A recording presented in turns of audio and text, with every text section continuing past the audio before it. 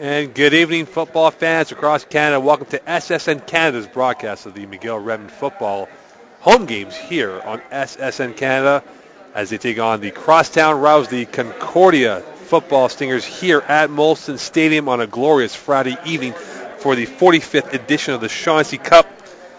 With me is my broadcast partner for the entire season for home games here, and none other than Norman Marshall. Norm, how you been? Pretty good. How you doing, Mokan? I'm very well. Two crosstown rivals, both 0-1. Tough losses last week. McGill losing to Laval on the road. Concordia losing in their home opener to the University of Montreal in a game that was very out of hand from the get-go. Your thoughts on this football game here? Both 0-1. They're hungry for a victory this year. You know, McGill has to come in here and they want to establish the run.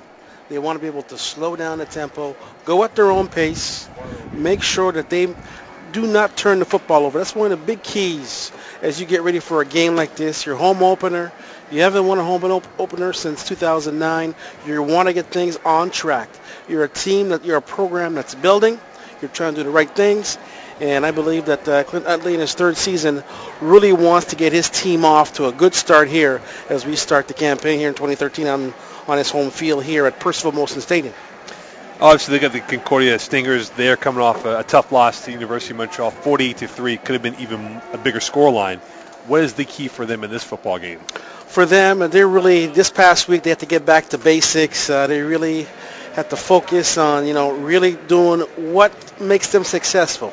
And their QB, Reed Quest, will have to find a way, if there is nobody open, get rid of the football. As we saw last week against University of Montreal, Reed Quest held onto the football a bit too much, and he found himself in trouble and got frustrated throughout the football game.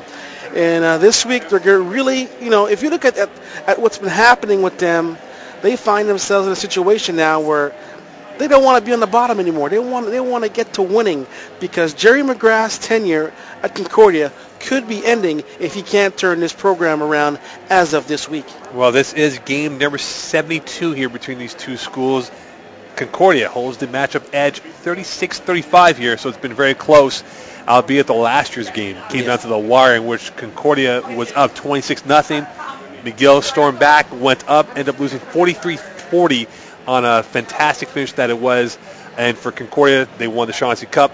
But you're right, though, looking at this football game, McGill, people are speaking highly of McGill, how Clint Utley has assembled himself a good staff. Dave Spence, who they were able to get from Concordia, ace recruiter, now on the roster in terms of the staff support, the Donovan brothers, Patrick and Mickey Donovan. What are you looking forward to in terms of the excitement level of this team? I think this team is trying to establish their identity right now. They have 15 kids who are from the Quebec's football system, and they're trying to integrate them and to find this is the way to go. Clint Utley said, we have local kids. It's the way you have to go if you want to build a successful program. And Jonathan Cullen has not played much over the years. He has to show that really that he can lead this football team in key moments down the stretch right here in tough situations. It's not going to be easy on their home field, obviously. They want to win in front of their home fans, but they know that the crosstown rivals are a team that has had a little more success, we can say, putting it mildly, than McGill has. Colin last week was 19-40, 1 TD, 2 INTs, passed for 157 yards against the vaunted Rougeard defense up in St. Paul, Quebec. Other key guys in this game, Luis Guimau-Mota, second-year running back from Quebec City. Here, he had a strong game last week against Laval, rushed for 128 yards on 20 carries here. How important is it for McGill to get the run game going against Concordia? They got to establish that running game and keep pounding the rock until they find something open downfield, and get their playmakers involved in this one because they have a lot to prove. That's going to be my theme for tonight. They have a lot to prove because they're a young team that's trying to turn that page, challenge each other to make sure that they can find ways to win games and move forward with a positive spin. Because as we know, McGill has had a hard time finding kids to come to the school. It's very difficult to get into McGill. It's very difficult to find key football players like Montreal has, like Laval has. But in time, I'm sure McGill will be able to turn around this program. And I see nothing but positive things coming out of Clint Huntley's football team starting tonight here in Montreal. One guy to look forward to, number 97, Kadeem Lewis, D-tackle, who they got from Collège Vieux-Montréal to come in. He was highly sought out by Laval, University of Montreal, Sherbrooke, and many other schools across Canada. He had a monster game last week, 4 tackles, and speaking to a bunch of McGill players before the game, they said, watch out for him tonight. He could have a big impact against Concordia's O-line. And I'm looking at Concordia. They have a new right guard coming in, so that's going to be very challenging for their offensive line. And they're going to want to challenge them on the defensive side of the ball and really see. You can see them on the field right now. Each other, they're taunting. This is for battling rights. You can see the officials breaking up both sides right now because it's on. These two teams don't like each other. These two schools do not like each other. It's a battle. Coaches are getting involved. Referees are getting involved right now because they know you're on our turf. McGill is sending a message. You are on our turf, and we got to win this game tonight, and it starts now. It's not even 5 minutes till kickoff, and both sides are hostile out there. I got to tell you. This game is brought to you by Ye Old Orchard. After the game, head out to Ye Old Orchard. 18 beers on tap, a variety of scotches, a menu ranging from wings to buttered chicken. Ye Old Orchard, 4 places in Montreal, one right here not too far from us on Prince Arthur Street. It is the battle, the Sherbrooke Street Battle, separated by 10 blocks, a 5-minute drive from one campus to the other campus here. Concordia, McGill, national anthem coming up.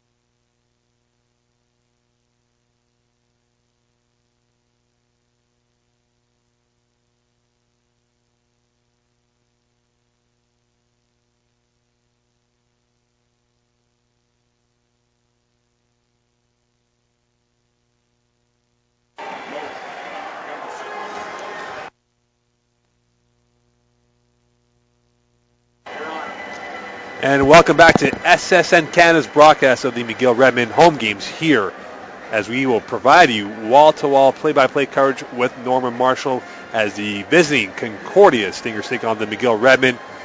Norman, it's here. You mentioned the kickoff, pre-kickoff, a lot of intensity between both schools, meeting at midfield, being separated by coaches and referees. How do you think the first 5 minutes will play out between the two schools? Well, we're going to see the battle right now as both teams really, they want to set the pace. They want to set the tempo right here in this football game. I mean, the 45th Shaughnessy Cup taking place here tonight under wonderful skies here in Montreal. But on the field, it could get ugly. I think the referees on both sides I would hope they would warn both benches not to get too crazy between the whistles, because the main thing is to win the game, is not to get ejected here. And what should be a good crosstown rivalry football game here tonight. The Sherbrooke Street Battle as it is here. Concordia in their all whites, their new Adidas away uniforms, and McGill in their new home uniforms. And added touch now, they have numbers on their helmets similar to the Alabama Crimson Tide. So it should be a bit easier to read the numbers from atop here in our side view. Why not give us a little bit of flavor here? A little flavor. Absolutely.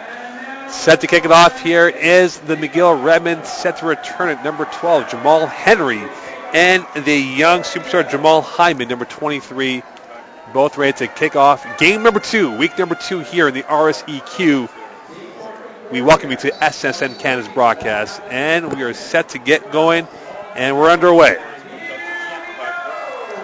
Henry from the 10.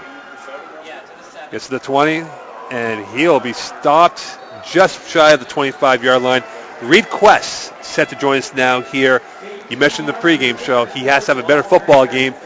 Do you think Concordia will open it up a bit here to make it a little bit easier for him? I'll be very anxious to what set they'll be coming out from Concordia, because if you look at McGill's defense here, they're going to want to put pressure on Reed Quest, because Reed Quest likes to hold on to that football quite a bit. Hyman behind Reed Quest. Hand off to Hyman, going left side, and he is gang tackled.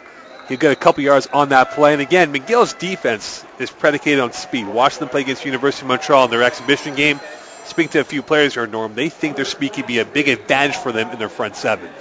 Well, right now, as you saw a gang tackle after the first play of the game, I mean, they're just closing up all those gaps on them, and we're going to see if they can really stay patient and wait for the big play to get Reed Quest, because Reed Quest, he can use those legs quite a bit, I'm being told. 2nd and 9 here for the Concordia Stingers.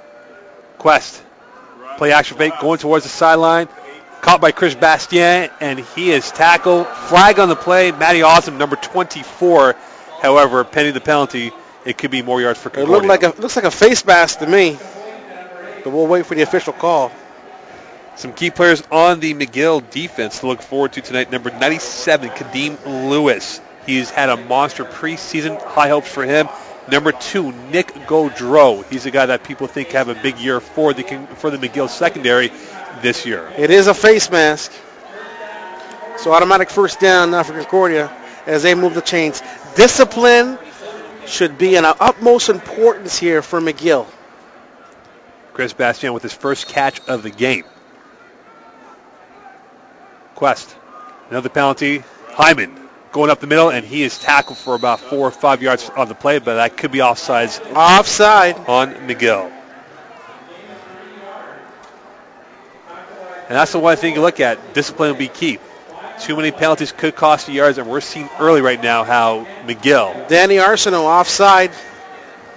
Must have been a hard count by Reed Quest. So 2 infractions on McGill, not helping their situation and their defense early in this first quarter. Hyman last week, 10 carries for 28 tough yards against that U of M defense. Concordia showing a tight end look. Hand off again to Hyman. A little mishandle, spins out, gets back to the line of scrimmage for a very minimal gain. It looked like a broken play from the get-go, though. A broken play. They had him in the backfield, but they couldn't wrap their hands around him. But they moved it about 2 yards. Surprised, though, McGill, Concordia, is going with run. So far, 3 run plays compared to 1 pass play, given the arsenal of weapons they have with the receiving corps. But I think this week the main focus was to get back to basics, and they're going through that with their plays here. 2nd and 9, just at midfield. Quest, looking, going to the right side, pumps. He's flushed out of the pocket. He's going to run, and he is hit by Alex Bernard, and just shy of the first down. And last week, it took almost a full half, actually more than a half, to get into midfield into University of Montreal territory. They just went over that right now, so that's progress for them from last week. Looks like McGill is staying in their gaps. They're not getting too excited, as they saw he can use his legs, Reed Quest, and you do not want the quarterback to hurt you with his legs. So far, Reed Quest last year, he had a strong game. 18 of 29, 220 yards, 3 TDs, 119, the victory over McGill last year in the Chauncey Cup. And they're measuring it right now. Looks like they're Maybe about a yard and a half short, maybe? Not even. Short. And it's a big call for Jerry McGrath, and without question, they have to go for it. Set the tone early on here for this football game. Well, I'm not sure that's very wise that midfield to go for it, but let's see if they try to draw him offside here on this play. Concordia going to a bunch look along with McGill. No safety atop here for the McGill defense right now. And a quick snap. Quarterback sneak should be enough for a first down here. Desoro with the first down, and already Concordia off to a good start on their opening drive, sustaining stability so far in this game. Well, penalties have not helped the situation for McGill right now. A face mask, an offside, has allowed Concordia to maintain and keep moving the chains here early on with 12:24 to go in the first quarter. 0-0 early on. 1st and 10 here for the Concordia Stingers, just over midfield of McGill's territory. Quest looking to his left side. He is going to the left. Wide open is Chris Bastien. He's going to the 30. Avoids one tackle, gets tackled at the 26-yard line. First down and more. Great play by Concordia. Jean-Christophe Bouchard has slipped and allowed them to gain at least 20 yards on the play. Second catch for Bastien in this game, and he's been the go-to guy for requests throughout his career as a Concordia Stinger quarterback. The crowd's been very quiet so far. Concordia at the 27-yard line of McGill's territory. Quest. Fumble and recovered by McGill. Looked like it was a missed handoff from Quest to his running back. So basically, a poor handoff turns out in favor of McGill. McGill gets the ball back. Wow, 11:43 to go here, Mo, and I got to tell you, that's a break that they needed. Without question, they needed that break, and here comes Jonathan Collin, his first series at home this year, and that ball's being moved up by a few more yards as well, a penalty as well on that play. Some key players, Luis Guimomota, number 5, 128 yards last week against Laval. How imperative is it for them to get him going on early in this football game? Well, they gotta establish that run now. They gotta get it going right now. Collin, play action fake, going deep. Tapacat, incomplete. That should have been a pass interference. And it could have been pass interference, but it was not the case to be. There was no effort by Concordia to look back at the ball. Normally, that's an automatic pass interference. Rashawn Perry, number 27 of Concordia on the coverage. Jean-Philippe Paquette was the intended target, going deep on the first play. 2nd and 10 here, 11:27 left in the first quarter. Collin waits to see what Concordia gives off. Pre-snap here. Makes his adjustments. Looking to his right, over the middle, wide open. Number 13 for McGill, Joel Burka, first down and more. Very good. Seeing the open man. Collin was very patient in the pocket and found his man. And they're moving the chains. Something you like to see here early on. How important is the turnover ratio for both teams? Obviously, Concordia giving up the first turnover of the game. That's the first key factor for any head coach. I'll tell you that. The turnover battle, if you win that, you can probably win the game. Guimomota avoids one rush. He'll get about 2 or 3 yards on the play. And last week, 128 yards on 20 carries. Last year, he had close to 400 yards rushing, and people think he could have a monster year this year for the McGill Redmen. We could be seeing the reemergence of a guy from the past, Nick Hoffman, who was very good way back when with the McGill Redmen. This kid has wheels. And again, another penalty against Concordia, and McGill getting free real estate here as they're now inside the 30-yard line of Concordia's territory. Let's just see what they're going to do here now. Are they going to pound it? Mola. And he gets a couple of hard yards on that play just over the 25-yard line of Concordia's territory. A lot of balance. Let's see if they can't really maintain This pace. This is Pat Bois' second year as the OC for the McGill Redmen in the spread offense, and it looks like they're a lot more comfortable this year than they were last year trying to learn the new angles. Colin looking. Short pass, great catch by Burka, makes one spin move, gang tackled by the Concordia defenders. What an adjustment. As the ball was thrown behind him, he adjusted, threw out his left hand, and made a nice catch. And only picked up a couple of yards, but at least they're moving the chains and putting themselves in range for at least to get the lead with a field goal if they can't go inside the pay dirt. Sammy Rassi, who was 0 for 1 last week in field goal attempts. Last year, 8th nationally, 17 of 23, his longest last year, 42 yards. This is about a 29-yarder from the right hash mark going west to east.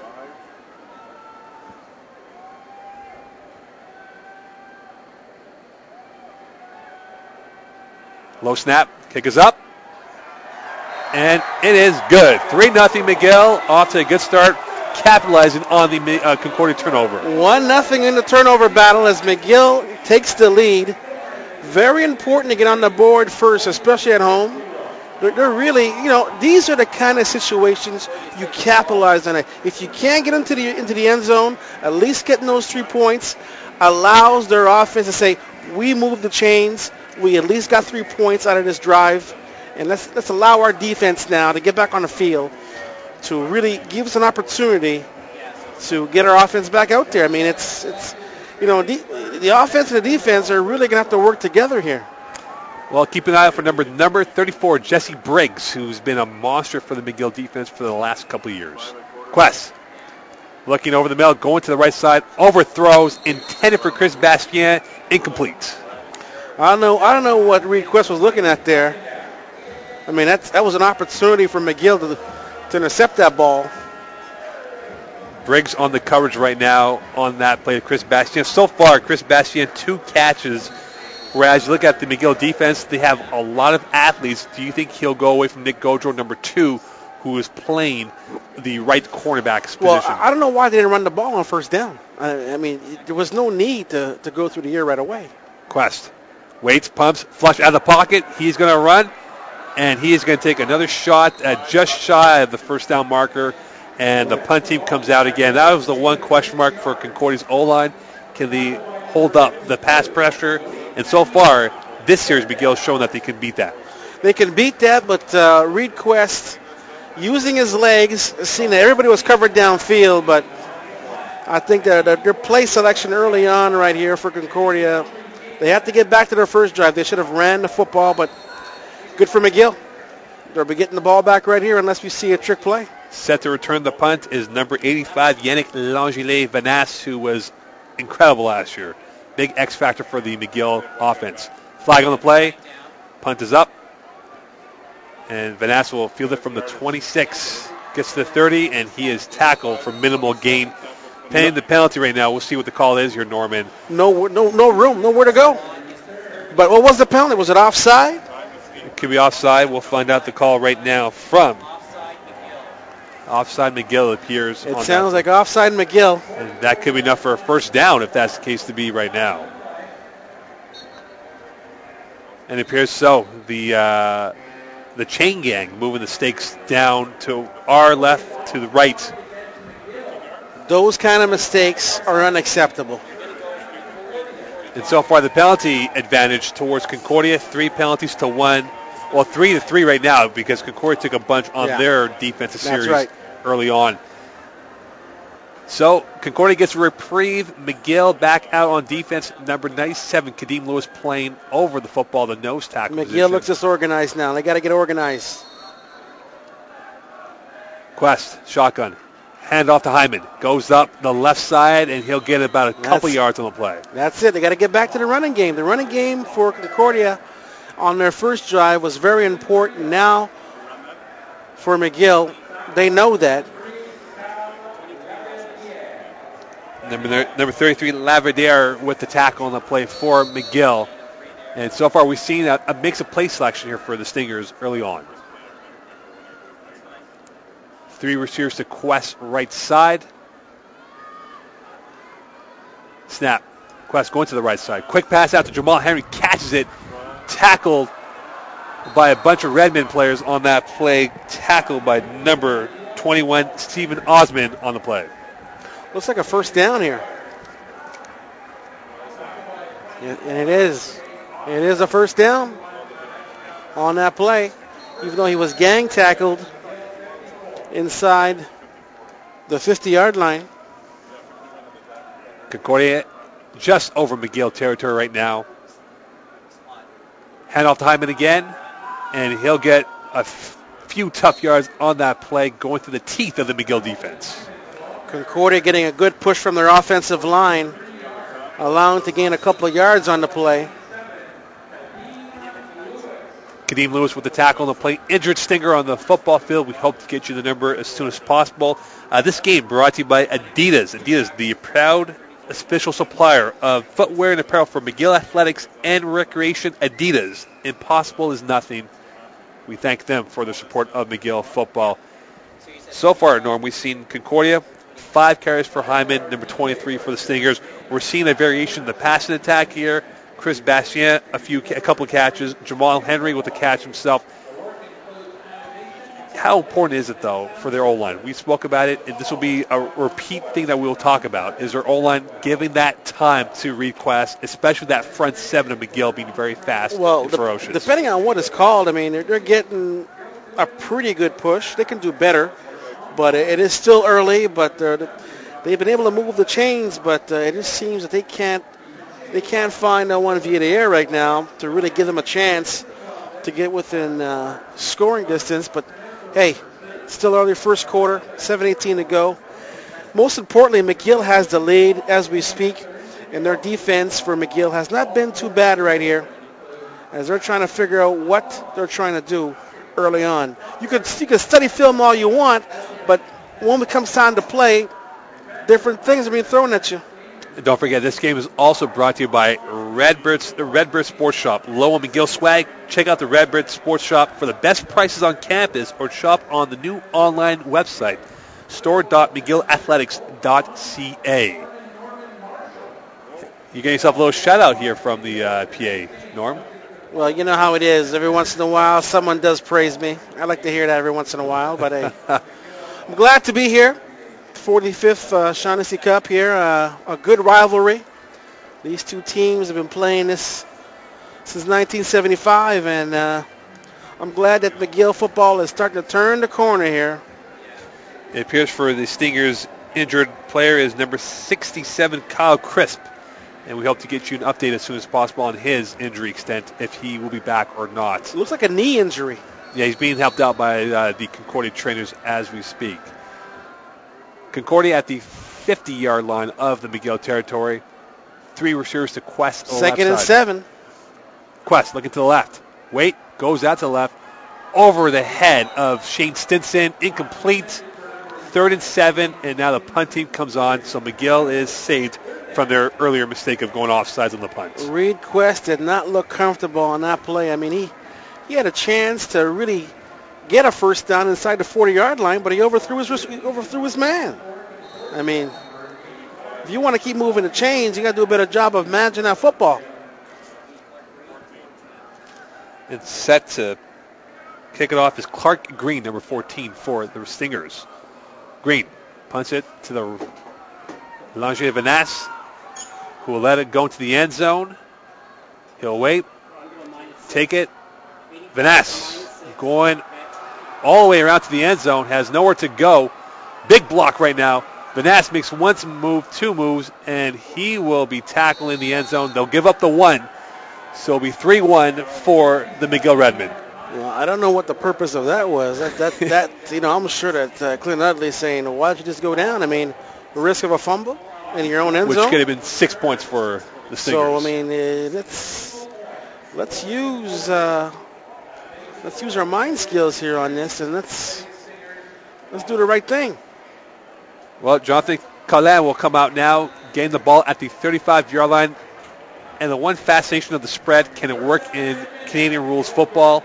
And this year has seen them being a lot more comfortable than before. Well, we'll see what Collins can do on this drive here. Colin hands it off to Guimau Mota. Spin maneuver, and he is stopped for a loss. Like, you got to show some conviction on this play. You know, clean handoff, and it wasn't done. Quinn Smith with the tackle on that play, the big D tackle. Loss of 2 yards. 2nd and 12. 5:56 left here in the first quarter of the crosstown battle between McGill and Concordia. McGill up 3-1. Will he be gunslinging here? Anxious to see. Colin looking. Flush out of the pocket. He has time. Goes over. Just over the head of Burka. Incomplete. 3rd and 13. Just over. Just over. The intended receiver. And just like that, they're going to turn the ball over and kick it away here. You can't establish, your offense if you're not patient. And they look like on this series of downs that McGill was not very patient. 3rd incompletion for Colin in their first quarter. And set to punt it away now for the McGill Redmen is Sammy Rassi right now. Low punt. Got it away.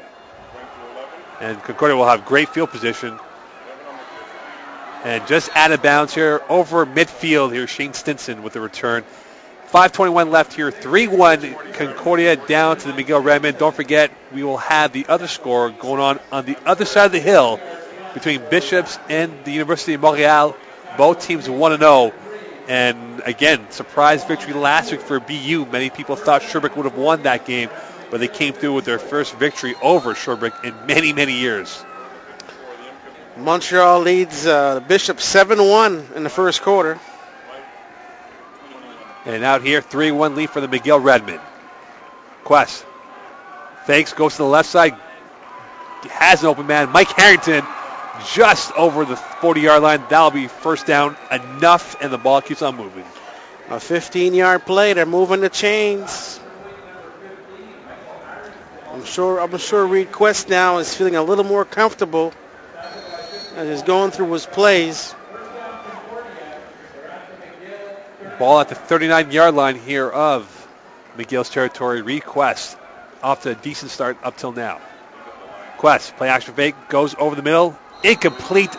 It may have been tipped by number 45, Chris O'Kill, former Stinger player who transferred last year to the McGill Redmen. That pass was intended for Michael Harrington, and a little confusion there. The ball was thrown behind him, and it's a good thing that he was able to bat it down because that could have been 6 the other way for McGill. 2nd and 10 here for the Stingers at the 39-yard line of the McGill Redmen territory. Quest looks to the right side. Quick pass out. Caught by Chris Bastien, and he'll be tackled by Awesome for minimal gain. It'll be 3rd and 7, it appears. If you're Jerry McGrath, do you go for the kick, or do you want to go for it right now? No, they're probably going to try to go for it here. 4-yard gain. No, I think now, no. They're not going to go for it. Keegan Traylor coming on now for the kick for the Stingers. Traylor last year was 7th in the nation, 17 of 25 on field goals. His longest was 42 yards, and guess where he's kicking it from? 42 yards. 42 yards. So we'll see how this plays out with Traylor. 4:01 left here in the first quarter. 3-1 lead for the Redmen. The wind is swirling in the western end zone here, down on the west end. Let's see if you can put these through the pipe. The snap. The kick. It's up, and it is good. Keegan Traylor matches his high 42-yard field goal kick. It is now 4-3 for the Concordia Stingers. So far, it has not been the most smooth playing for both teams here. Penalties have cost both sides. But now you look at Jonathan Collin. Is he much more comfortable now with a few passes under his belt? I just hope now that they're going to be more patient. I mean, get back to the running game. I know that Clint Utley before the game told me that we wanted to establish the run, and they got to get back to that. Let's make sure the handoffs are clean. Double tight end formation. Collin going to the wide side, over the head of Damien Massey-Hurt, who last week had 11 catches, which was a career high for him and also a team high as well, as he was the key guy for the McGill receiving corps last week. The intended receiver was Dylan Stewart. Hopefully that pass was overthrown. I mean, how does that happen on first down? They want to really start to establish something, and we're not seeing that from McGill, unfortunately, right now. Plays whistled in. Colam looking to this left side. Pumps. Flush out of the pocket, and he is going to be sacked for a loss. Number 36, Michael Charlon with the sack, and a huge play by the Concordia defense. Well, nobody was open downfield. It double clutched, and thought his man would have been open downfield, but he was not. Number 88 for McGill. Damien Massey-Hurt, and he eats it. Now they must kick it away. 3rd and 19, a 9-yard loss on that series for the Redmen. Charlon with the sack, who was a highly sought-out recruit who went to Concordia last year. Tough situation. They got to kick it from their own 26-yard line. No man's land, essentially, in Canadian rules football here. The punt. A good one. Being returned to the 45 and just tackled at the 46-yard line. Good coverage by McGill. Special teams here. 2:50 left in the first quarter. 4-3 for the Stingers. And an injured Redmen on the play. We'll get you the number as soon as possible. Now we're seeing requests. A lot of mix and matching here with the run and pass. Mo, he looks comfortable right now. But if you're Mickey Donovan, though, the DC of McGill, what do you call? Do you call a blitz or two to really change the flow? No, I don't think a blitz right now, because you can get burned. They had the lead. They've lost the lead. Their DBs are going to have to do a better job than we've seen so far. It looks like a cramp. It's not that humid of a night. It's very chilly, actually, to be honest with you here. Hey, it's a great night, though. This is football weather. It's football weather, indeed. An early September game, the first September weekend of CIS football across the nation of ours. A lot of games. Of course, we do have the University of Montreal Bishops game right now going on the other side of the hill, which now... Last check, it was 7-1 Montreal over Bishops. And both teams coming off strong performances last weekend, as U of M beat Concordia and Bishops beat their crosstown rival Sherbrooke Valley. Quest. Looking to his left, quick pass out, caught by Harrington, avoids one tackle, gets tackled by Chris O'Kill for about a 5-yard gain. A 6-yard gain, and Harrington has hands. He's very slippery in space.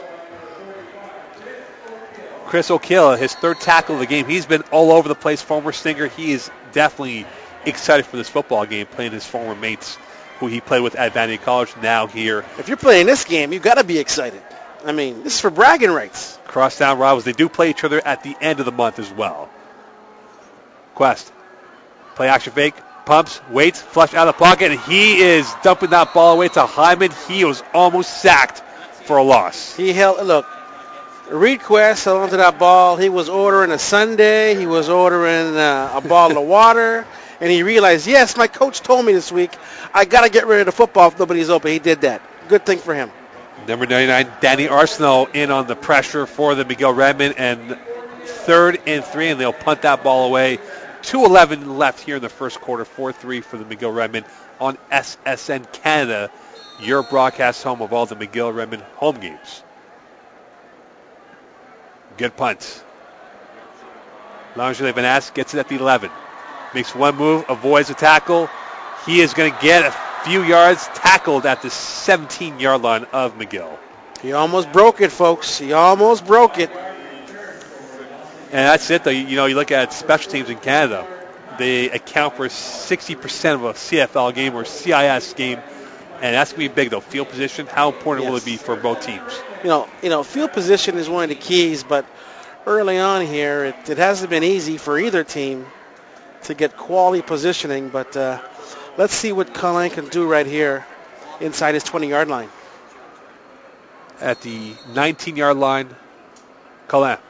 Hand off to Mota. Mota gets good 3 or 4 yards on that play through the teeth of the Concordia defense, tackled by a horde of white shirts. Moving that pile. That's what they got to do. Move that pile.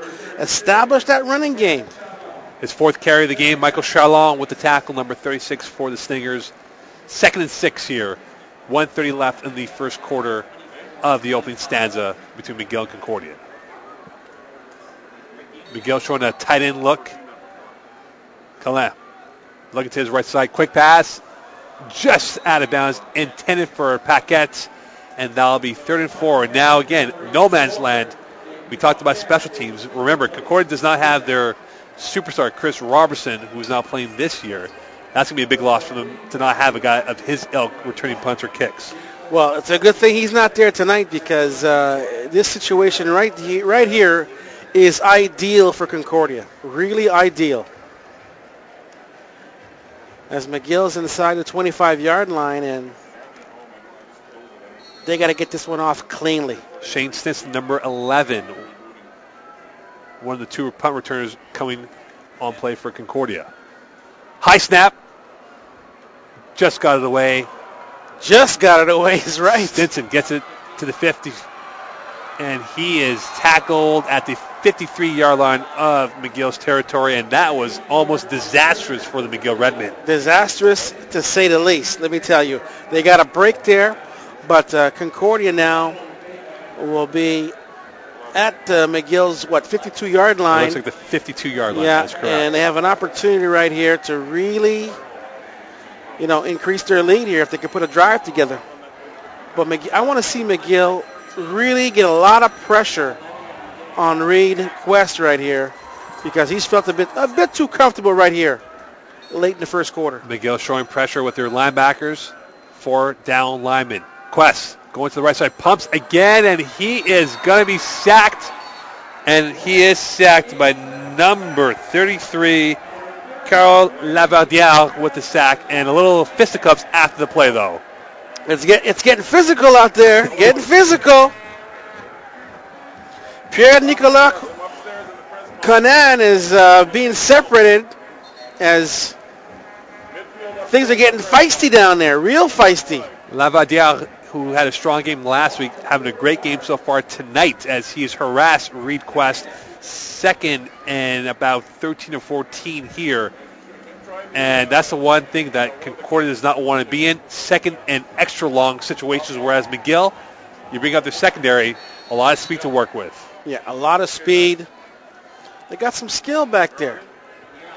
Let's see if it pays off here to have all that skill. 19 seconds left here in the first quarter. This could be the last 2nd play. and 14. Quest going to the right side. Incomplete, intended for Chris Bastien, and that will be a punt with 8.5 seconds left here in the first quarter. Now is Quest's 7th incompletion, and now McGill gets the ball back here. They should have one chance to maybe return it back for a punt. We'll find out from Langille Vanasse just at midfield.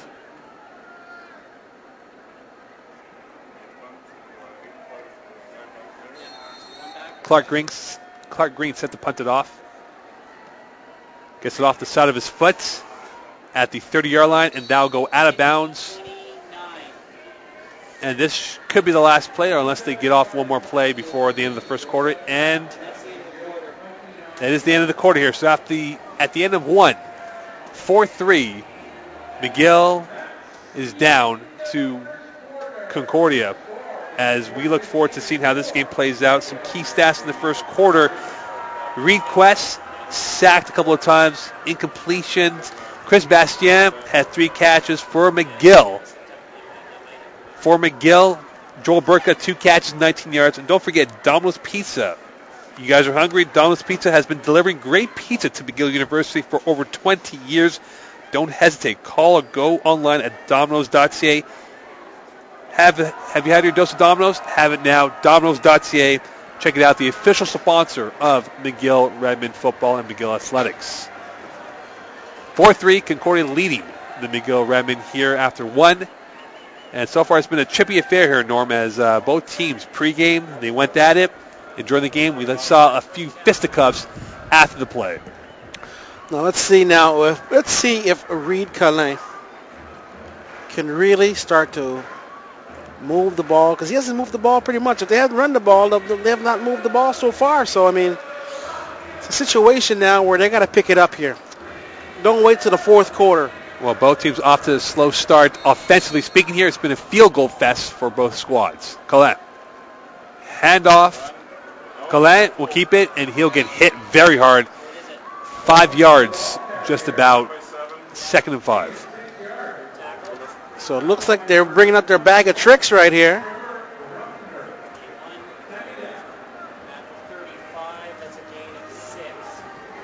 Second and 4 here, and going to a no-huddle look, tight end formation as well for the Redmen. Collette, play action fake, going to the sidelines, through the hands of number 3 for McGill. So Collette unable to find his receivers. I mean, I keep seeing overthrow. He can't plant his feet and throw. I mean, what's going on here? I mean, they practice all week long. These plays are routine plays. Intended target, Devon Stewart on that play, incompletion through his hands. And you made the point, Norm. Too many missed plays could cost the team a victory. There was no one in his face right there. I mean, you gotta hit your receivers. I mean, you can't rely on your defense. Your defense has been up there way too much so far, and in the past 16 minutes or so. Colin's 4th incompletion of the game. 14-19 left here in the first half. 4-3 Concordia lead over the McGill Redmen. Punt off. A low kick. And just at the 39-yard line, great read. Tackled by number 27 for the McGill Redmen, Simon Lemontang on that play.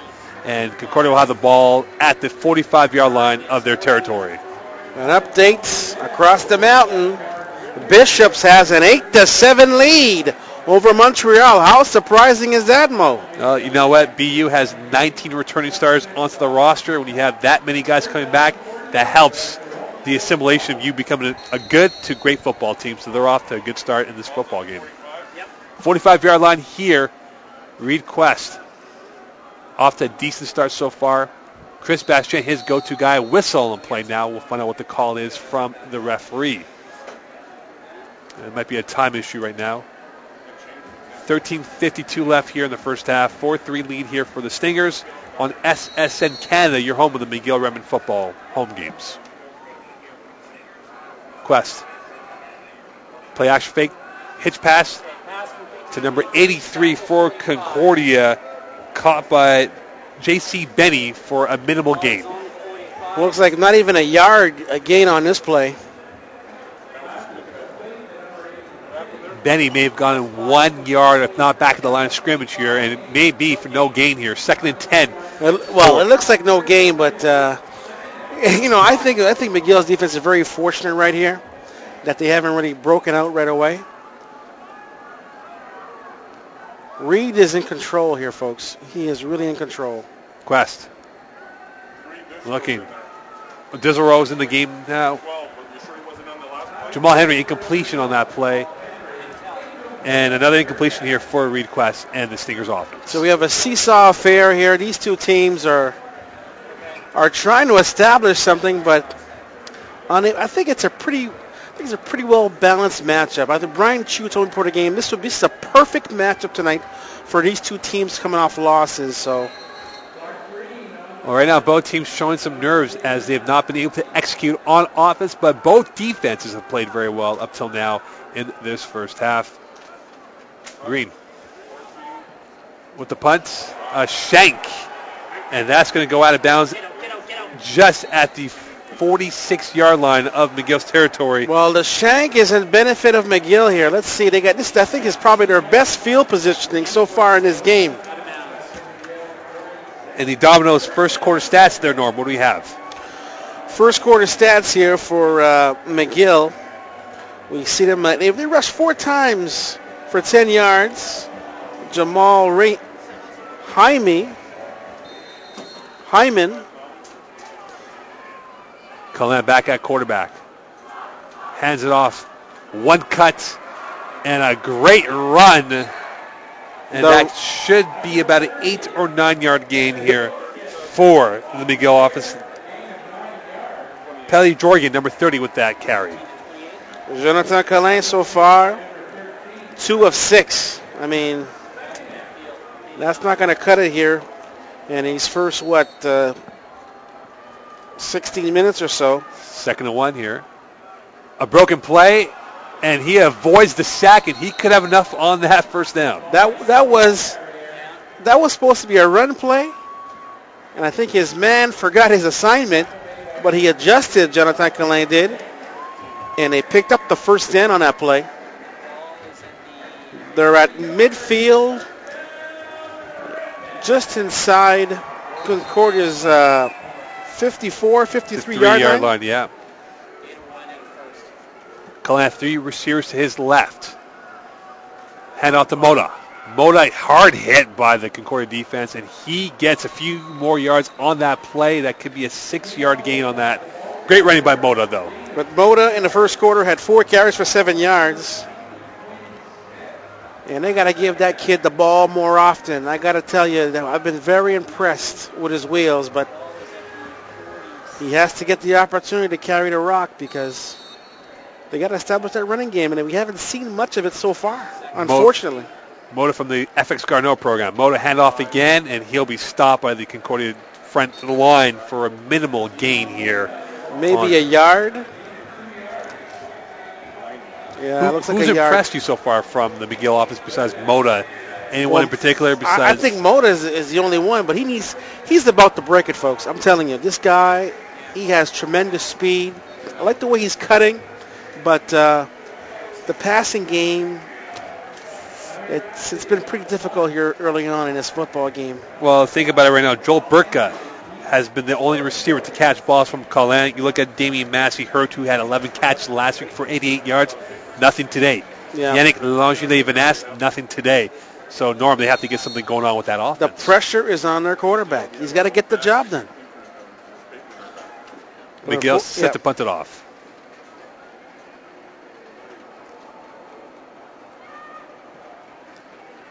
The punt. It's a nice one. Go out of bounds at the 12 or 13-yard line.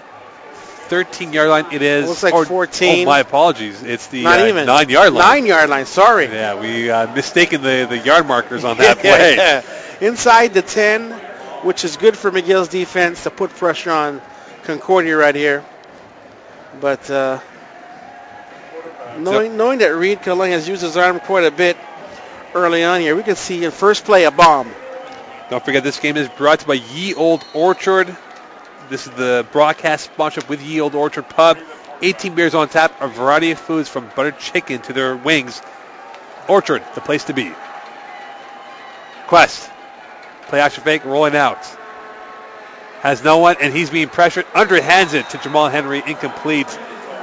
And he gets hit hard. A valuable lesson for Reed Quest. A valuable lesson. He is learning, man. He is learning on the job, knowing that last week he got sacked several times.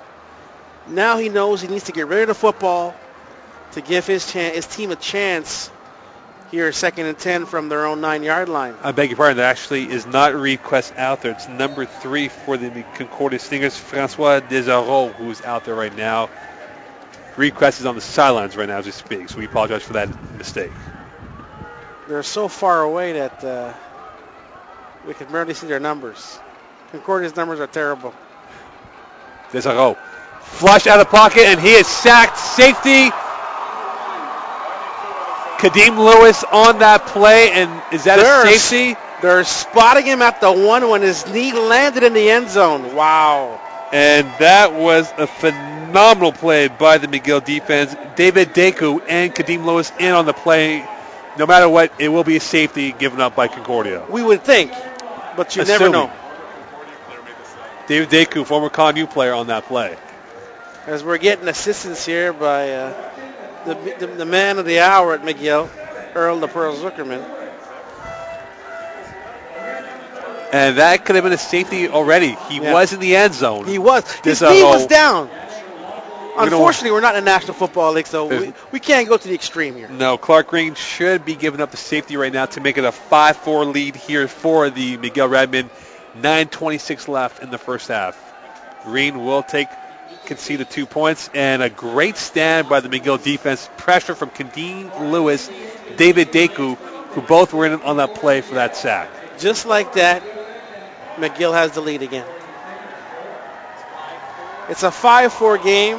I know we're not talking hockey, but it's a 5-4 game. It's a baseball score if you want to use that. Yes. Or if we're in September, now we can say hockey. It could be the Corey Cup if you want it to be with Concordia and McGill here. Yeah. 5-4, 9:21 left here. McGill will take the ball at the 35-yard line of their territory. And you mentioned before, Jonathan Collin, he's got to be much more assertive, and he's got to get that ball to his other receivers, not named Joel Burka. You know, we keep harping on it, but I think it's important that, you know, they use their receivers. I mean, it's going to be very easy at some point if they just use the running game for Concordia's defense to just will contain them on the ground. Tight end look here for the Redmen. Whistle. And if you're going to beat us, you're going to have to use your arms, Jonathan Collin. Yeah. And if I'm the Concordia defensive coordinator, I'm thinking that because he has not shown the ability to beat Concordia's defense via the air right now. And so far, Collin has 5 incompletions from our stat taking right now in the first half of this football game. And a big crowd here at Molson Stadium, the crosstown rivals, Concordia and McGill. Tight end look for the Redmen. Collin, quick pass. Almost picked off, caught by Langier Benas for about an 8-yard gain. Second down and 2. Well, it's good to see now. But he's not very sharp with his throws right here. And I'm quite surprised with that because he is a veteran, if you can use that word in university football. He is a veteran. Max Caro on the tackle for the Stingers. Hand off to Moda, and he is just at the first down marker. We'll get the exact measurement on the play. That's it. Good balance right here. They get a first down. They get to move the chains. First down, McGill. 8:30 left in the first half. 5-4 lead here on SSN Canada. You're home with the McGill Redmen football games. Norm Marshall Mocon here with the play-by-play and color commentary of the Shaughnessy Cup, the 45th Shaughnessy Cup between these two schools. Bobble snap. Collin. Fumble. Recovered by Concordia. Max Caron with the pressure and the fumble recovery by the McGill offense. It appeared Concordia had recovered it, but no, it was. Well, you know how that pile can get very nasty at the bottom of it. They start pinching each other. Terrence Gammett with the recovery for McGill, number 58. Pulling hair, you know. It was a bobble snap from the get-go. It was just a play of doom for the McGill Redmen on that. 2nd and 15. Collin. Caught well short of the first down here by number 88, Damian Massey Hurt, his first catch of the game. So Jonathan Collin has been sacked 3 times by the Concordia defense. However, McGill's defense has played very well, forcing the safety as they lead 5-4 in the first half. And this has been a defensive battle where many thought this could have been a high-scoring affair between these two schools. It's a bit early, though, but unfortunately on that first down, bad snap gave them, 2nd and 15, 2nd and long, which is very difficult. They only gained back 5 of those yards, so now they have to punt the ball away. Set to return to Jamal Henry, number 12. Another shank punt down at the 30-yard line. Henry gets it, makes one move, makes 2 moves, hit by Chris Bastien. Fumble, and that is recovered by Concordia. So what was almost a good play became a bad play, which became a no play essentially for the Concordia Stingers. These two teams are trying to find each other right here. And fortunately for Concordia, we're able to sit on their fumble.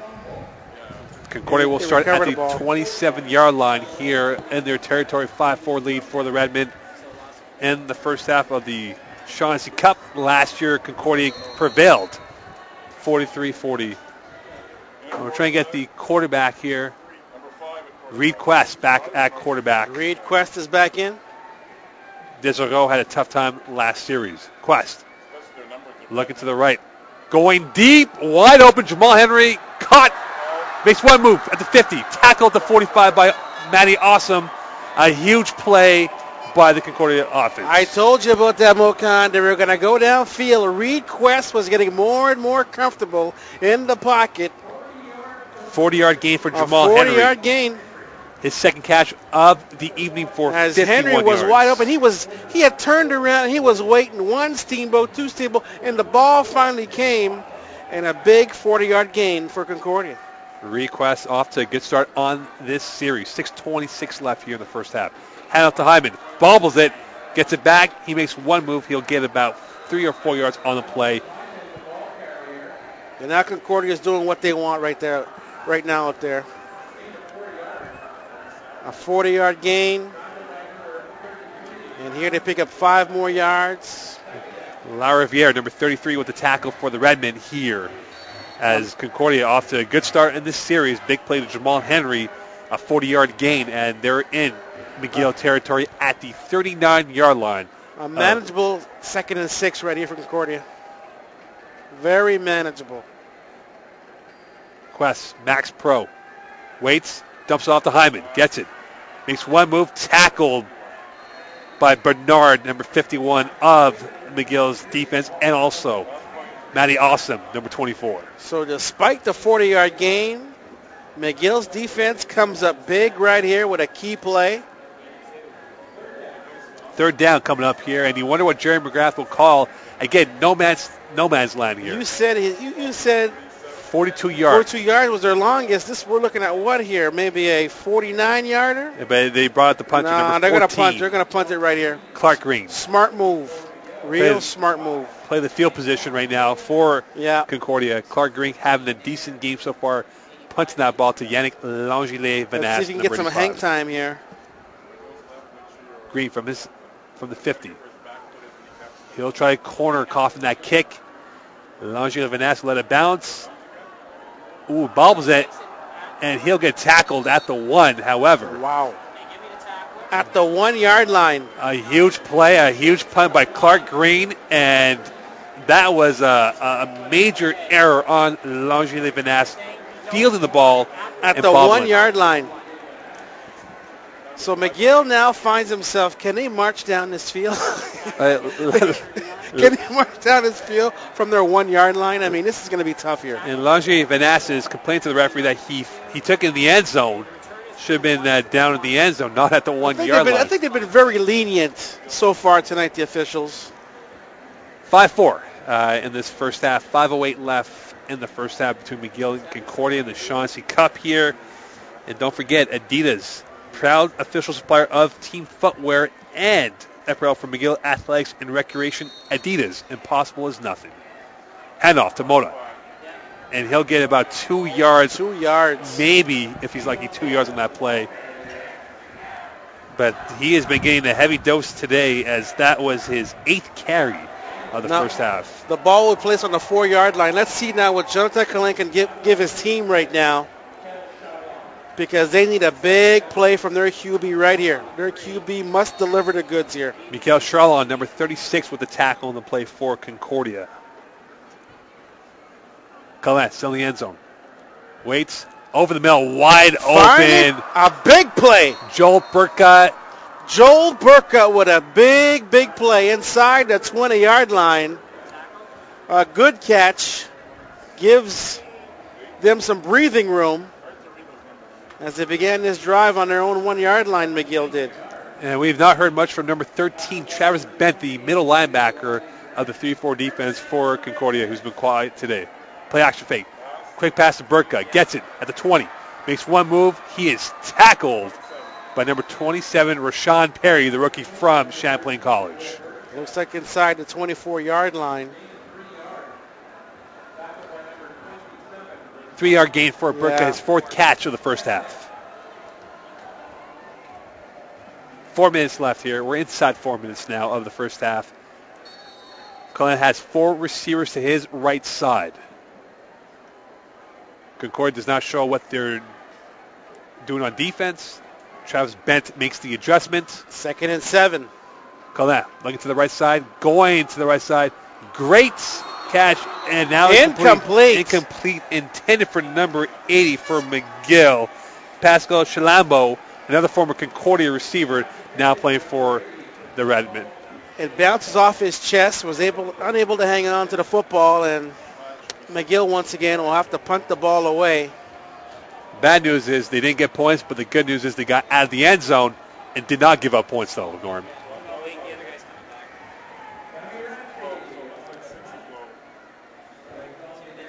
Their kicker, Sam Rassi, was going to have to get this ball. Give his team a boost with a good kick here. 3:30 left in the first half. Clock is ticking. The punt. Fielded at the 50 of Concordia's territory. Jamal Henry makes one move, and he is tackled. Great job by special teams here. Jerome Erdman, yes, the special teams coach. As they pinned it inside the 45-yard line when he really caught the ball at the 50. So it looks like that's, these days, it looks like McGill is slowly but surely, they're making plays. They're making plays. They got to make plays if they want to win this game. They have a slim lead. The south side stands. The lower bowl is full. And it's 45th annual Shaughnessy Cup, and these two teams are fighting. They're going after it. And don't forget, at halftime of this football game, Domino's Pizza, McGill's official sports pizza provider. Order now by calling or going to online at domino's.ca. Free pizza. Domino's Pizza, your official supplier of McGill Sports, domino's.ca. We could use some Domino's Pizza just about now. Don't you think, Mo? Well, we have a tight game right now. 5-4 lead here for the McGill Redmen. This first half is taking a lot of energy out of us as this seesaw battle keeps going. Request still at quarterback. Play action fake. Hitch pass to Shane Stinson. Catches it. Tackled at just over midfield. And another injured McGill player. It looks like it's number 34, Jesse Briggs, who is favoring his shoulder right now. Yeah, that's not good. As he's kicking the turf with his feet now. He's in excruciating pain here as the trainers come onto the field. Briggs, a big part of that defense for the McGill Redmen, and that could be a huge loss if he can't return in this football game, Norm. Jesse, got hope Jesse's going to be all right here. 2:55 left here in the first half of this football game. Don't forget Ye Old Orchard, the official sponsor of McGill Redmen football, with 18 beers on tap, a variety of scotches, and a menu ranging from wings to buttered chicken. The Orchard is a place to be. 4 locations: West Island, NDG, downtown, of course, the one just at the corner of Prince Arthur and St. Lawrence. Ye Old Orchard, the official supplier of McGill Athletics and Recreation. Shane Stinson got Concordia first down. Now they're inside McGill's territory at the 53-yard line. That was Stinson's first catch of the game. He had a tough game last week against U of M. Nice way for him to rebound here. And Briggs being brought off the football field. 2:55 left here. Not much time in the first half. Norm, do you think Concordia will open it up now and try to stretch that defense? Well, based on their last series, it looked pretty good. They're going to probably want to go back to the air right here. I'm telling you, Reed Quest has been more and more comfortable in this football game. Quest looking to his right side, rolling out. Quick pass to Jamal Henry, caught at the 50. Henry makes one move, 2 moves. He is tackled at the 35-yard line, a huge gain, and a little fisticuffs right now between Bernard and a Concordia O-lineman right now. So Concordia moves the chains again, and we saw that Jesse Briggs was taken to the locker room. So that's never good if you are taken to the locker room after being in so much pain on the field. And be a big loss for McGill. Without question it is. And Concordia now marching at the 35-yard line. Reed Quest finding his mojo now with Jamal Henry, who's had a big second quarter so far. Hard count. And it looks like it was false offside. Start. False start on Concordia. Now pushing back 5 yards. It's possible of a false start here. And we've had... Did all 3 flags see the same thing? I think they did. I think they did. There might be a false start on Concordia's O-lineman. Cedric Binet, number 61. So their hard count, they outdid themselves. And now they're They're at the McGill's 40, 40-yard line. It's a 1st and 15 here. which could be out of Traylor's field goal range, as his longest of his career is 42 yards in CIS. Quest hands off to Hyman. Open hole. Hyman gets to the 30, tackled at the 27-yard line.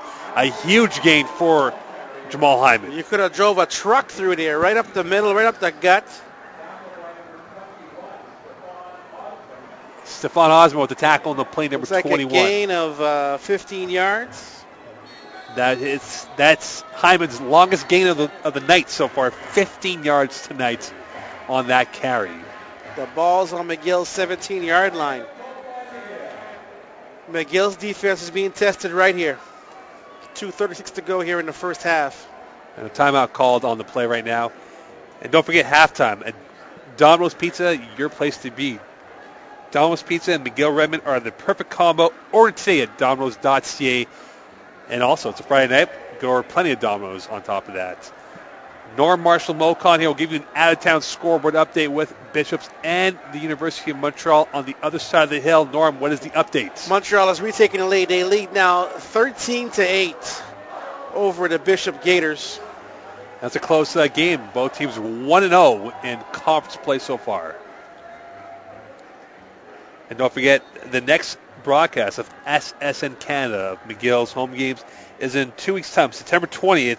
Night game, Sherbrooke in town, as they'll take on the Vaya All. And next week, McGill will be at Mount Allison for the interlock games with the AUS.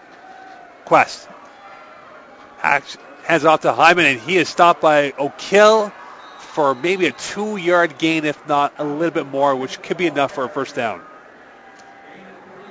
3 yards on the play for Hyman, tackled by O'Kill.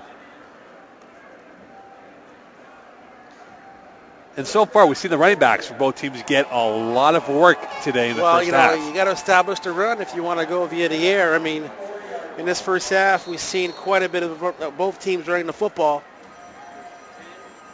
Just first and 10, just inside the 25-yard line of McGill's territory. 5-4, 2:18 left here in the first half. Quest, play action fake, going to the post. Intended for Chris Bastien, but that will be a PI on the McGill defense. We see a pair of flags on the field. An obvious pass interference. Zach Lord, number 15, on the coverage on the play, and he may be called for pass interference on Chris Bastien, the intended receiver.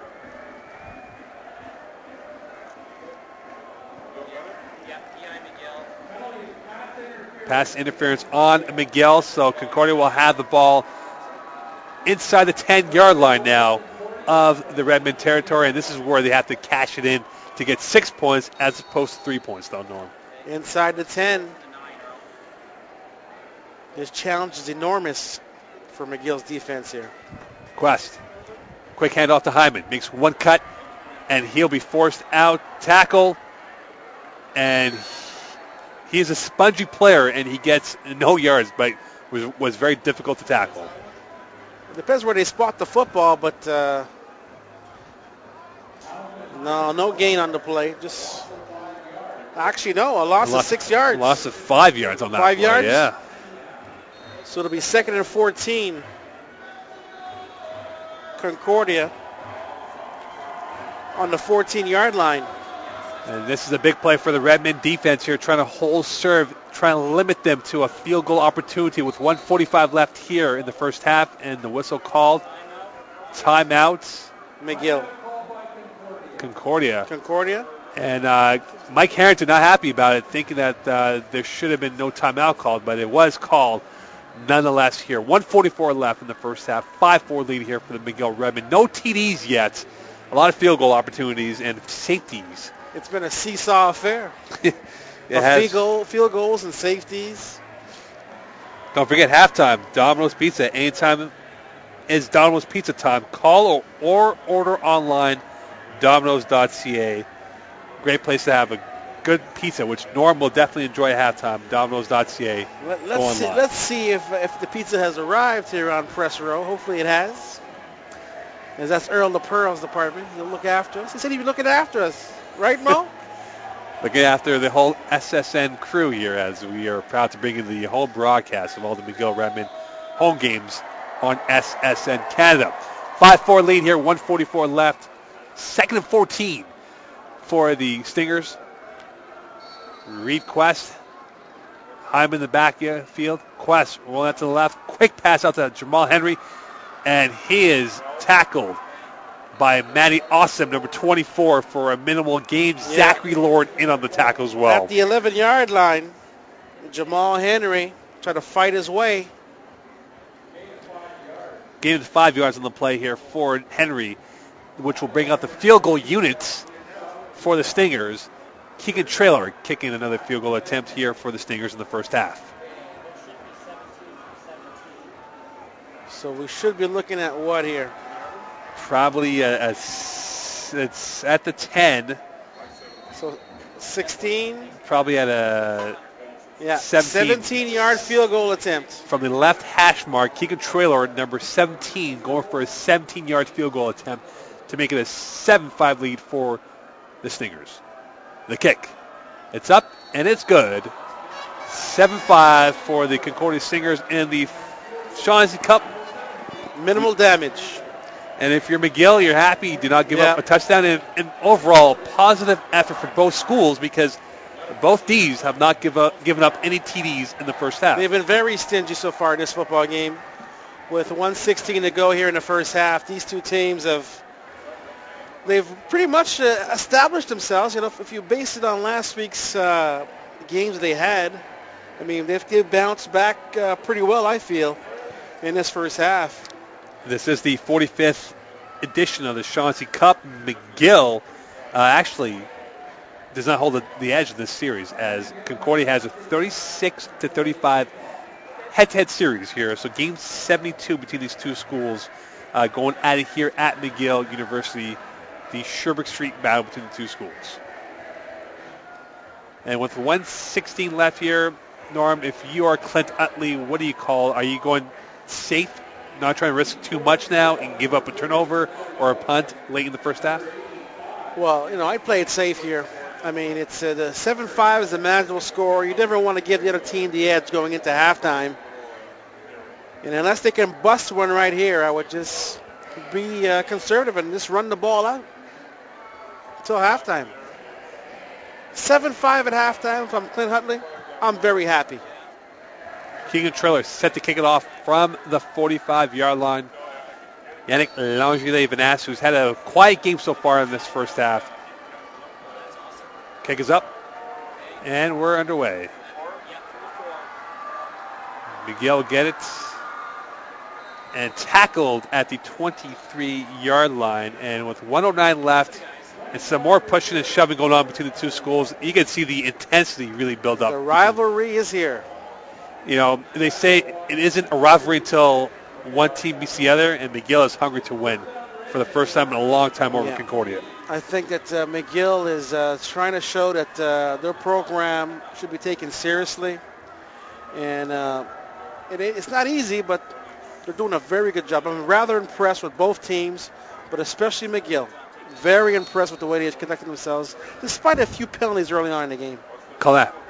Quick out through the hands of Guimo Mota, incomplete. Yeah, trying to use Mota in space. But just off the tip of his fingers, it'll be second down. And if you don't look now here, Norm, this could be a potential 2-for-1 here for Concordia if they get the ball back and score more points, as they're up by 2 with 1:05 left. Yeah, and they're deep in their zone here inside the 25-yard line. They're going to want to move the chains here, not give Concordia a free ticket. Concordia's throwing a four-man look with Shaq Armstrong and Quinn Smith, number 97, number 90, inside the tackles. No safety on top until now. Call that. Going over the middle, caught. Big tackle, and a great catch. A huge catch by number 80, Pascal Chalambo, the former Stinger, to move the chains. Smart play. Found someone who was open. Didn't try to force it down the sidelines. Gain of 15 here for Chalambo. And they're moving the chains here. Very good. Call that. Looking, going over the middle again, caught by Longier Vanasse just at the first down marker. We'll give you the exact number on that play. We're seeing Jonathan Collin, who's being very aggressive right now. He's not wasting any time. Enough for the first down, 10-yard gain. Nathan Riley Grant with the tackle on the play for the Stingers. They're inside their 50-yard line with 49.7 seconds to go here in the first half. No huddle here for the Redmen. Collin, short pass to Massey Hurt, and he is tackled by a bunch of white shirts for a loss, it appears, of 2 yards. Loss of 2 yards on the play. 39 seconds left here in the first half. 7-5 lead for the Stingers. And remember, the long range for Sammy Rassi is 42 yards, and right now they're at their 48-yard line of McGill's territory. Need another 20 yards or so. Collin. Looking to the left. Waits, steps up, throws it wide side. Great move by Langier Vanasse. Gains the first down. Oh, Jean-Philippe Paquette, my apologies, number 84, the Redmen. Jean-Philippe Paquette with a swift move inside and out. Enough good awareness on the field of where he was. He saw where the markers were for the first down and moving the chains. The younger brother is Jean-Michel Paquette, the former Stinger. Collin. Looking to the right. Flush out of the pocket, makes one move. Collin rolling outside of arms. Wow. Caught by Look number 13, at that Joel play by Burkett. Collin. Wow. Incredible. As Lepage catches that ball inside the 40-yard line, Collin has shown us he's got moxie here with 16.9 to go here in this first half. Now at the 36-yard line of Concordia's territory. Collin, short pass, caught by Shalambo, makes one move, tackle very quickly, but he will be marked down at the 32-yard line of Concordia's territory. 10.6 seconds left here in the first half. Collin is showing a desire. He wants to play. He's waiting for the play. He's waiting for the play, Collin. Bring it in. And a little confusion right now. We want to move the chains. We want to score here. This is the most aggressive we've seen Collin so far. And they have to get this play off, which they do. Collin. Is he going to the house? Going to the end zone. Picked off by Rashawn Perry, number 27, the rookie from Champlain St. Lambert's. Collin had good intentions, but that was a bit too aggressive for my liking. A bit too aggressive. Rashawn Perry, number 27 of the Concordia Stingers, makes a huge end zone INT. Very unfortunate, Mo. They were moving the ball here on this drive. To keep it a 7-5 lead here with 0.8 seconds left. And he warned the play calling norm on that play for Collin. Should he have gone the safer route? Safer route. For the field goal attempt. You want to put points on the board. It wasn't that important to get a touchdown because knowing the time factor. But they started this drive from their own 23-yard line. And Concordia takes a knee, and that is halftime. And there you have it, 7-5 lead here for the Concordia Stingers, over the McGill Redmen. And don't forget, Domino's Pizza, leave the cooking to us. Domino's Pizza. Call or order online at domino's.ca. Norman Marshall, Mo Khan here at the end of the first half. 7-5 lead here for the Concordia Stingers in the Shaughnessy Cup, the 45th edition. Who will hoist that cup? We'll find out in one half's time from now. Stay tuned for the halftime report. We'll be back very shortly with stats and recap of the first half between Concordia and McGill here at Molson Stadium on SSN Canada, your home of McGill Redmen football.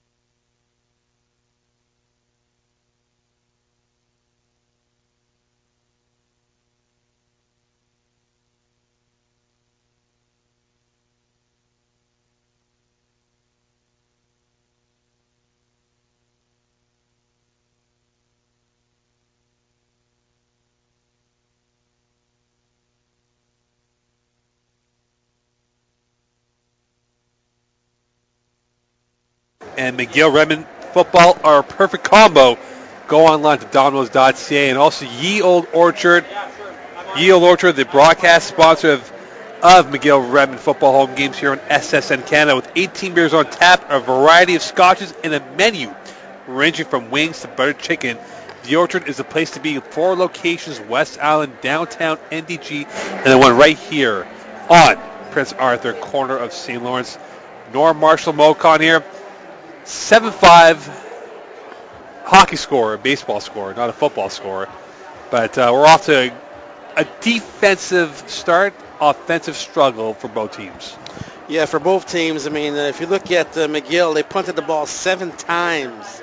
I mean, they were unable to really, get anything going offensively. And Jean Colin was 12 for 20 for 110 yards, 1 interception.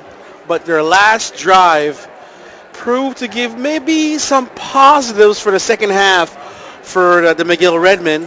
But we'll have to wait and see in the third quarter. But Concordia has had their own way pretty much. As you look at the way that Reed Quest, 11 of 16, 139 yards. But they've been able to run the football as well as Jamal Hyman, 8 carries for 25 yards. But either team has been able to score a touchdown so far in this game. But we'd have to expect that at least in the second half, both sides offensively are going to have to pick it up if they really want to win this game. Well, that's it, though. And you look at this first half, right? It was a struggle from the get-go. Kadeem Lewis, David Diku combined for a near safety, which ends up being a safety on the ensuing play. Concordia's defense played very well. You look at Travis Bent, number 13, Max Carroll, number 10, the 2 linebacking guys. But also their inside guys, Shaq Armstrong and Quinn Smith, number 90 and 97, have played very well. In your mind, Norm, going into this second half, will it be the line battle for McGill and Concordia that will be the difference in this football game? Well, we're going to have to wait and see, how injury prone the McGill Redmen's defense is going to be, because I believe they did lose a soldier on a play early in the second quarter that pretty much, was it Jesse Bright? Jesse Brinks, number 34. 34, Jesse Brinks went down and went to the locker room. He hadn't seen him since. So let's see what happens on that end of it. But I think in the trenches, though, is, speaking to the coach before the game, the trenches is going to be a battle, a real battle. And Concordia with their brand new right tackle, to see if he can really hold up the pressure, because it's his first game, basically. It's his first football game. And I really do believe that the way it's gone so far, these two teams are really jockeying for position. They're trying to find momentum. Mm-hmm. They both had crushing losses. Let's say the truth. They had crushing losses last week, and they're going to want to try to, to get back to basics. They've done that so far this week. They've done a pretty good job. And we've seen a low-scoring football game, but I have a feeling the second half will be rather interesting. Right.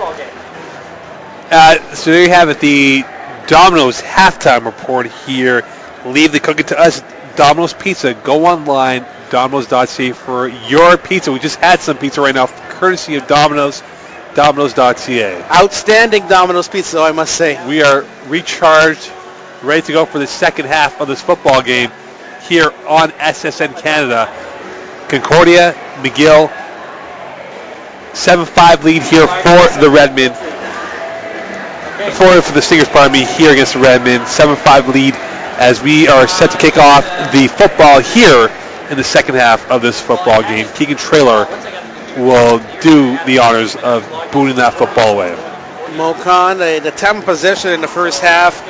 Concordia had the ball for 9 minutes and 56 seconds, and Concordia only 5 minutes and 4 seconds. So Jonathan Colin's got to keep some drives going if they want to put some points on the board and give themselves a chance here in their home opener in the 44th Annual Shaughnessy Cup. And, of course, this is a battle that has been raging for 71 games. A 36-35 McGill Concordia advantage. McGill looking to even it up here in game number 72 between the two schools, as Yannick Langier-Vanasse set to return at number 85 for the Redmen. And we're underway in the second half. Short kick fielded at the 30 by Shalambo. Shalambo will get out at the 40-yard line in a great field position for the Redmen in the second half. And McGill will have to stay away from penalty trouble. I mean, 3 penalties for 25 yards in the first half. Discipline is going to be the order of the second half if McGill wants to have a chance here. They're within striking distance now. One big play. If someone can make a big play here early on in the second quarter, the second half, we can see the McGill establish themselves and ride this one out, but it's very early here, as we know. McGill, the tight end luck, handoff to number 30, Kelly Jorgen, with a minimal gain. He may have lost a yard on that play, though. It looks like Cullen is always looking to the sidelines to get that play in quickly, and there seems to be an hesitance on the calls coming in. Moda back in here for the Redmen, and they will await the play call from Pat Bois, and they do get it. Cullen makes his adjustments here on the second play of the second half. Cullen looking, going deep, slings it in, incomplete, intended for Shalambo. Great coverage by Concordia's secondary on that play. Shalambo, wow. He had it in his hands. Trevor Ruffner on the coverage for the Stingers. In and out of his hands on that play. I mean, those are the kind of plays that you got to make. Between the numbers, you got to make those plays. Give your offense a chance. And it is going to be 3rd and 12 here for the Redmen as they will punt the ball away. Now waiting for the ball. Shane Stinson at his 32-yard line of Concordia's territory. Bouncer almost blocked. Wow, just gets it off. Short just yards. in time. Oh my, was that ever close. 42-yard line. And the funny thing was Concordia's special teams gave up a punt return for a touchdown last week that opened up the floodgates against UM, and against U of T in their preseason game in Toronto, Concordia had 3 of their punts blocked. So maybe a little fortune going their way of almost of a near block right now. The pressure is on McGill's defense once again to hold Reed Quest and Concordia offense. And there's a penalty in the play, and it's going to be McGill's ball, though. Wow. We'll get the exact call on that play. What went down on that incident? 1st and 10 here for this Redmen. Collin going to the right side. Pumps. Throws it. Incomplete. Intended for a Paquette. Coverage by Rashawn Perry on the play. They're looking for a pass interference call, and it did not come. And so far, Jean-Philippe Paquette was aiming for a PI. Never came through his way, but Rashawn Perry, number 27, is having a strong game for Concordia with a big INT in the end zone, and now a big play right now. That could have been a game changer right there. Collet looking to his left, going to the corner route. Great catch by Burka, and he is out of bounds. 1st down and more for the Redmen. Burka, what concentration down the north sidelines, and makes the catch. And the ball inside the 30-yard line. And Colin, it looks like he's finding his rhythm finally here early in the 3rd quarter. And that's the first time Colin has gone to Kevin Prempa's side, number 18 of Concordia's territory. A broken play, and he will have to eat it for a sack. And a big mistake by McGill's offense on that play. Confusion. We've seen that a few times here today. Confusion. A big loss. Loss of 7 yards on the play. Andrew Bartlett with a sack on that play. A broken play. 2nd and extra long now. 2nd and 17 here. 7-5 lead here for the Concordia Stingers. 13 minutes left in the third quarter, as the first half was quite the defensive struggle for both schools. Is there a timeout here? It appears so, as the Concordia player is going off. Or an injured player for Concordia? 13:04 left here, and 2nd and 17, and without question, they were outside of Rassie's field goal range of 42 yards, which is his longest so far in his CIS career. So they're going to have to gain some real estate if they want to get back in field goal range. Colette looking to the right. Waits, goes short to Shalambo. Great catch by Shalambo. He'll be tackled by Ruffner just at the 25-yard line, which could put him back in Rassi field goal range. Inside the 25-yard line, a good catch, and now they're moving the chains and they're able to really find the focus of, they know they got to make plays via the air, and they've done it so far here in this first drive here. Actually, they're in their first drive here in the second half. 12-yard gain here for Shalambo, the former Concordia football player, playing against his former school here, and this will be a field goal opportunity for Rassi. 12:38 left. This will be a 25-yard field goal, it appears, or 30-yard. 32-yarder. 32-yard field goal attempt from the right hash mark, going with the wind here. So the wind is on his side. The kick.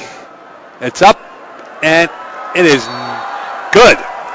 8-7 now for the McGill Redmen here in the second half of this football game. So McGill finds himself with the lead, just what the doctor ordered early in the third quarter here, with 12:16 to go. And let's just see if their defense can build off of this momentum, because it really, something has to give here. They just can't keep going back and forth. No, they can't. It's entertaining, but I'm sure that Clint Udley, head coach of the McGill Redmen, would like to give himself a little cushion here. Well, they're up one now, so there is a 1-point cushion for the Redmen. Very slim margin. Quest, Shane Sisson with a hitch pass catch. Great tackle by number 15, Zachary Lord, on the play. That'll be a 5-yard gain for Sisson. Zachary Lord was there.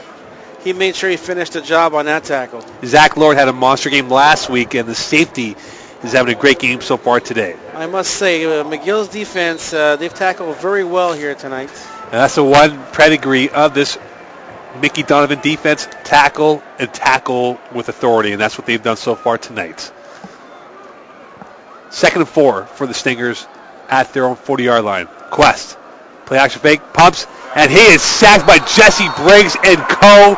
Who gets credit for that sack? Because that was a gang tackle sack right there. That might be a quarter sack each. Chris O'Kill on the play, Jesse Briggs on the play, and many other Redmen on the play. LaRiviere as well on the play, and a huge stop for the Redmen defense. Third and 8 right now. They'll take the quarter sack and the ball too, thank you very much. And Jesse Briggs, who you pointed at halftime, will be the key. He comes up with a huge sack in this second half. Injured player down for McGill. Well, it appears, Norm, that we are going to have a defensive struggle in this football game. It well, appears, you could say fortunately or unfortunately, because really you want to give yourself an opportunity, especially for your fans. You want your fans to leave here tonight with the victory, in the sense that you were entertained at the same time. And don't forget, these two teams will play each other again in about 3 weeks' time on September 28th at Concordia Stadium. The Shrine Bowl, which is a huge event for both schools and for the event for the Shriners Association, and that will be an even more intense field battle with however the outcome will be in this football game, given it is an 8-7 lead. The McGill player that was down was Danny Arsenault, as he limps to the sidelines with the assistance of the medical staff, training staff. Clark Green set to punt the ball away from his 29-yard line. Yannick Langelier-Vanesse at his 28-yard line, set to return the football. 11:21 left here. We'll give you an out-of-town scoreboard update on our next whistle break. Green, another shank, and that will go out at the midfield. Yeah, looks like it looks like midfield, or just above midfield at the 54-yard line of Concordia's territory. And McGill will have great field position here in this third quarter. And again, 8-7 lead here on the other side of the mountain between U of M and Bishops. We'll get you a scoreboard update as soon as we get the latest score between the two 1-0 teams, both ranked top 10 nationally as well. Last check, there was 13-8 Montreal over Bishops. Vanesse, in the second quarter. He is hit hard by Max Caron for a 2-yard gain. Max Caron having a rebound game from last week's performance to today.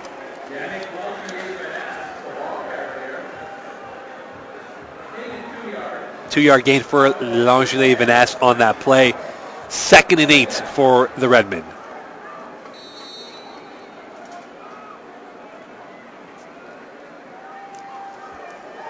Wow. Bois giving his call from the sidelines. McGill needs this first down right here. They need this first down. Colin pumps, flush out of the pocket, rolling to his left. He's going to throw it. He's got Paquette open. He is open at the 20 and out at the 19-yard line. Breakdown in coverage, which resulted in a huge play. How did Jonathan Calais do that? There was pressure on the backside as he was running to his left and found a wide open wide receiver, Paget, and McGill right now is they're moving the chains, and they're at Concordia's 20-yard line. Jean-Philippe Paquette with a huge play. Colin heads off to Mota. Mota, he's got some room to the 10, to the 5, makes one cut. He is in for the touchdown. Luis Guimond Mota with a huge touchdown run. It is now 14-7 for the Redmen. Mota delivers the goods, using his skill and ability to find the end zone, and we have our first touchdown of the game here. A huge touchdown for Luis Guimond Mota, second-year player from FX Garneau, and Concordia now down 14-7 pending extra point, and the fans of McGill are very happy right now. I told you, Mo, McGill needed that cushion, and they finally have that cushion, that wiggle room. Nothing is perfect, but they found a way. The drive lasted for 1 minute and 4 seconds. 3 plays, 53-yard drive capped off by Luis Guimond Mota. Touchdown rush. It is now 15-7 here in the third quarter. McGill up on the Crosstown Rivals in the 45th edition of the Shaughnessy Cup here on SSN Canada, your home of the McGill Redmen football games. Norman Marshall, Mo Khan here. And we are now maybe in for an exciting second half here, Norm. Well, it's already exciting. McGill's up by 8. I mean, this is something that we haven't seen too often, but I'm sure I'll take it because I'll be biased. I want McGill to win this game. And Clint Udley, their head coach, he's been through so much in 3 years. He deserves to get a win here tonight. But there are still 25 minutes to go in this one. Now, if you are the Concordia offense, how do you react after they get stalled in their first series and a bad punt, which resulted in points for them? How do you react coming out now? Well, they got to go back to basics. I mean, they got to start running the football again and, trying to look. They pretty much, Concordia has been able to do what they want except make the big plays. Right. If McGill can limit them to the big plays, Concordia's going to have a hard time over the next 25-plus minutes. Henry with the return at the 20, 25. He is tackled hard. Very hard. Mo, I can hear the momentum right now as the fans are energized. Brandon Carriere with the tackle on that play, number 41. And you're right.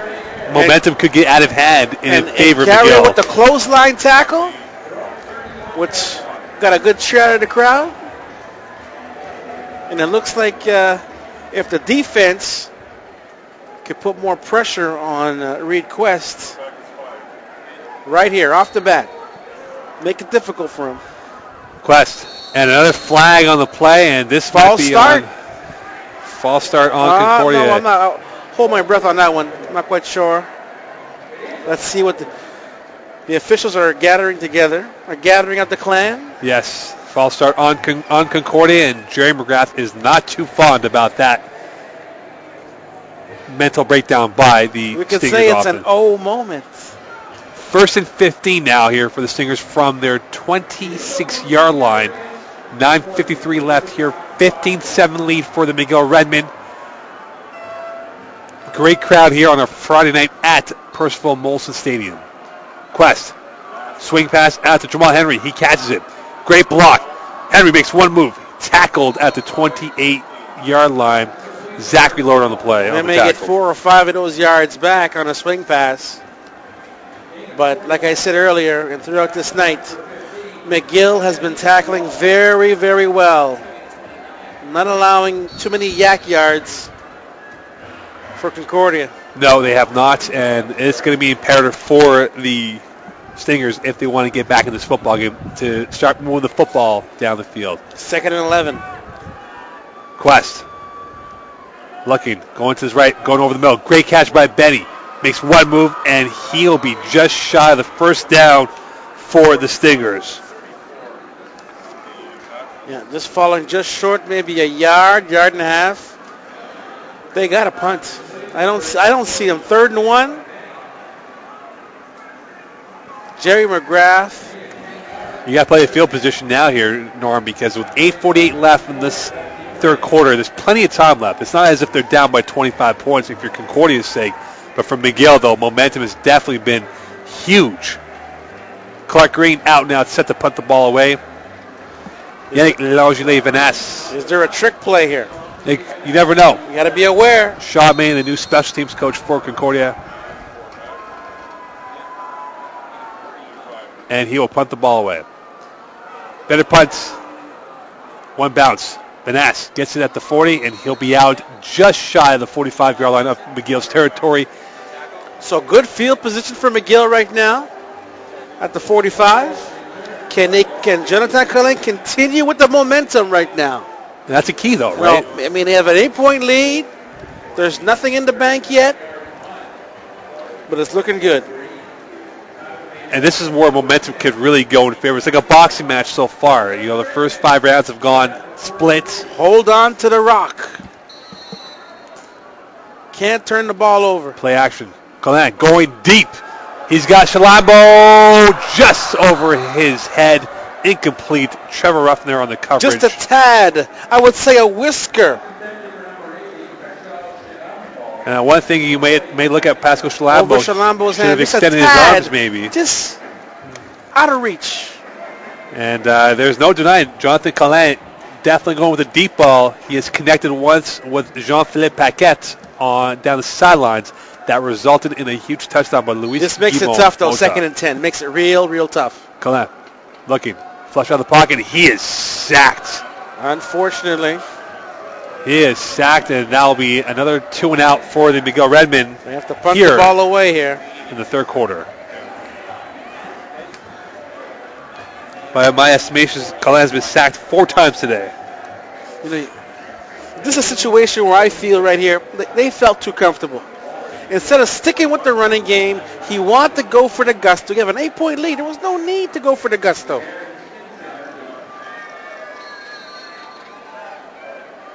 Shane Stinson, number 11, in the punt return department for Concordia.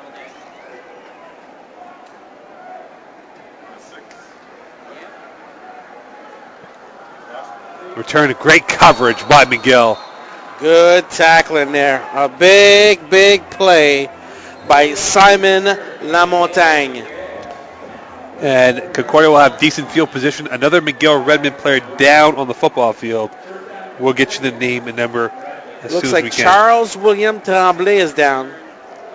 Alexander Hebert on the return for Concordia on that play. Looks like he's favoring his left knee. It'll be 1st and 10 from the 40-yard line. That's never good. That's never good. Only the 2nd game of the season here. And McGill's next game will be an interlock game as they travel out to the East Coast as they'll play Mount Allison. And our next home game will be in 2 weeks' time as Sherbrooke University will come out to McGill University to play the Redmen in 2 weeks' time here on SSN Canada, your home with the McGill Redmen home games. Charles Simon Tremblay looks like he's in excruciating pain down there. And Nick Gaudreau calling out some more reinforcements to help out to bring him off the bench. They're going to need, I think they're calling for help here to get him off the field. They definitely are. No, this is not good.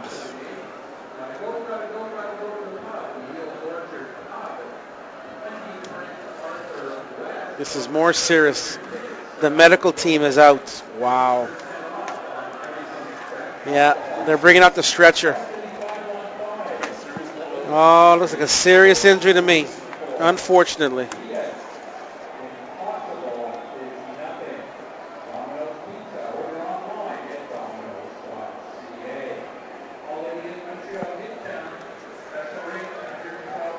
We'll get you hopefully an update as soon as possible on this injury to the McGill Redmen football player. And they have the stretcher out, and they are going to bring out the John Deere tractor trailer to come out as well, as this is definitely a serious incident now for the McGill Redmen. Don't forget SSN Canada, your home of the McGill Redmen football home games, and also Adidas. Adidas is proud to be the official supplier of team footwear and apparel for McGill Athletics and Recreation. Adidas, impossible is nothing.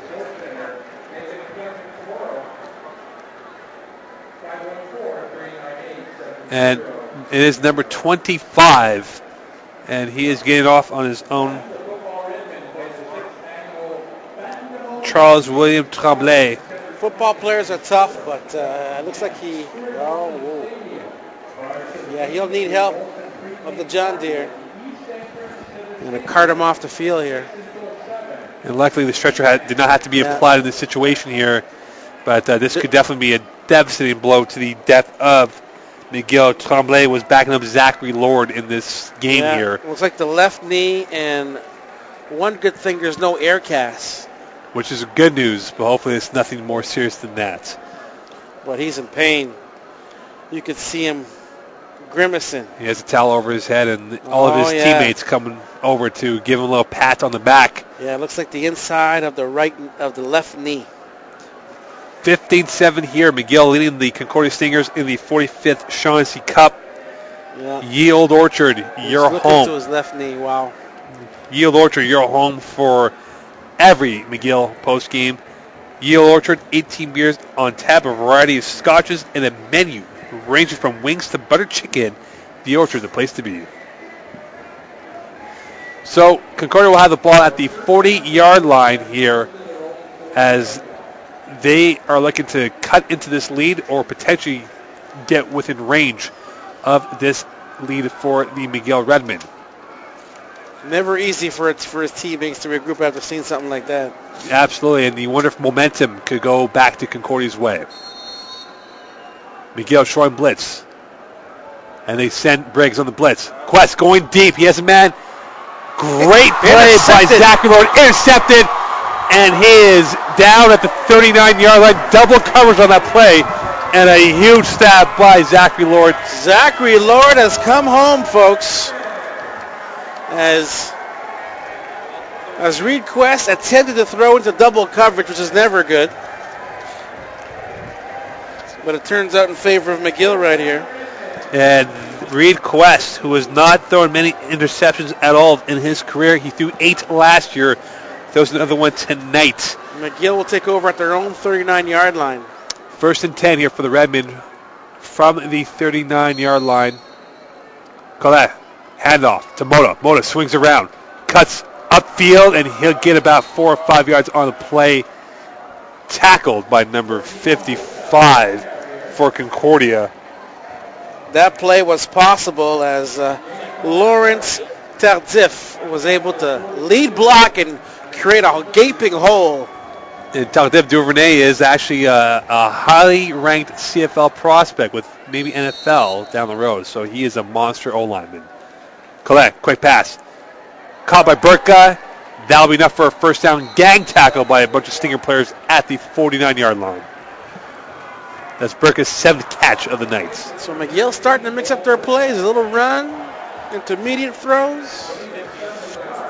As long as they can stay away from the home runs, because those are always high risk at this level. 6:52 left here in the third quarter. 15-7 lead for the Redmen.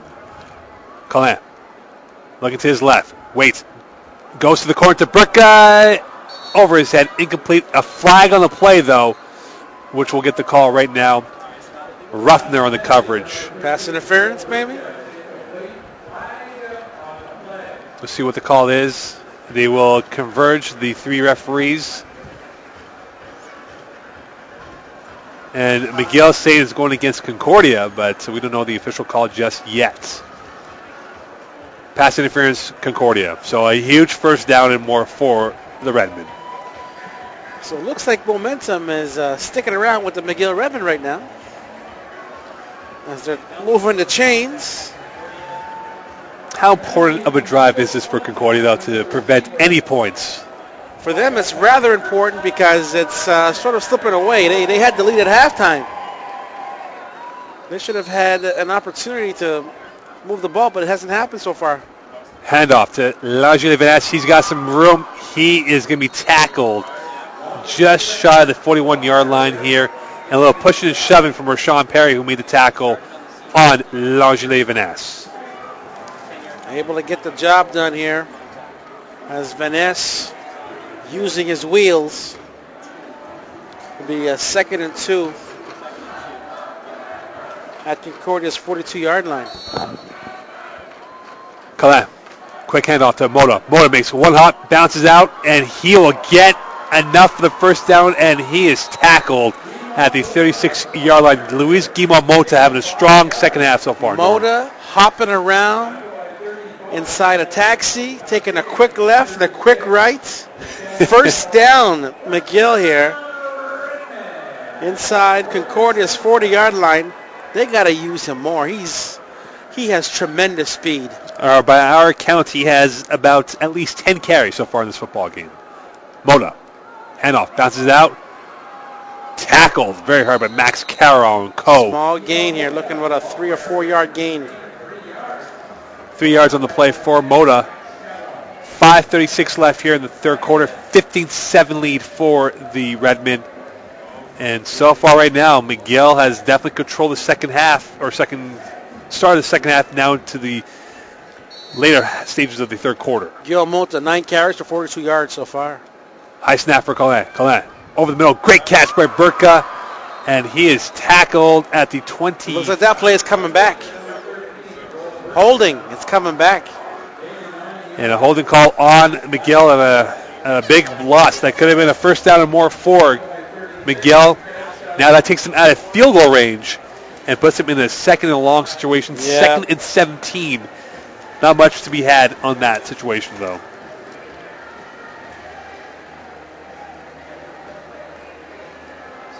And McGill shooting themselves in the foot. Concordia's defense playing very strong so far in this football game. So However, 2nd and 17 now. 2nd and 17. 3 receivers to Colin's left. From their own 44-yard line. From Concordia's 44-yard line. And they'll get the readjustment from Pat Bois on the audible. Makes his adjustments. And they're ready to go. Colin. Going deep on the right sideline. Over the head of Davey Massey. Hurts incomplete. So 3rd and 17. And damage was minimal for the Concordia defense on that play. Concordia, because of the holding call. Because, McGill was moving the chains. They had a first down, which was brought back by a holding call. That's right. So, Concordia has to regroup right here. I mean, we haven't seen much. They've gone to sleep pretty much here in the second half.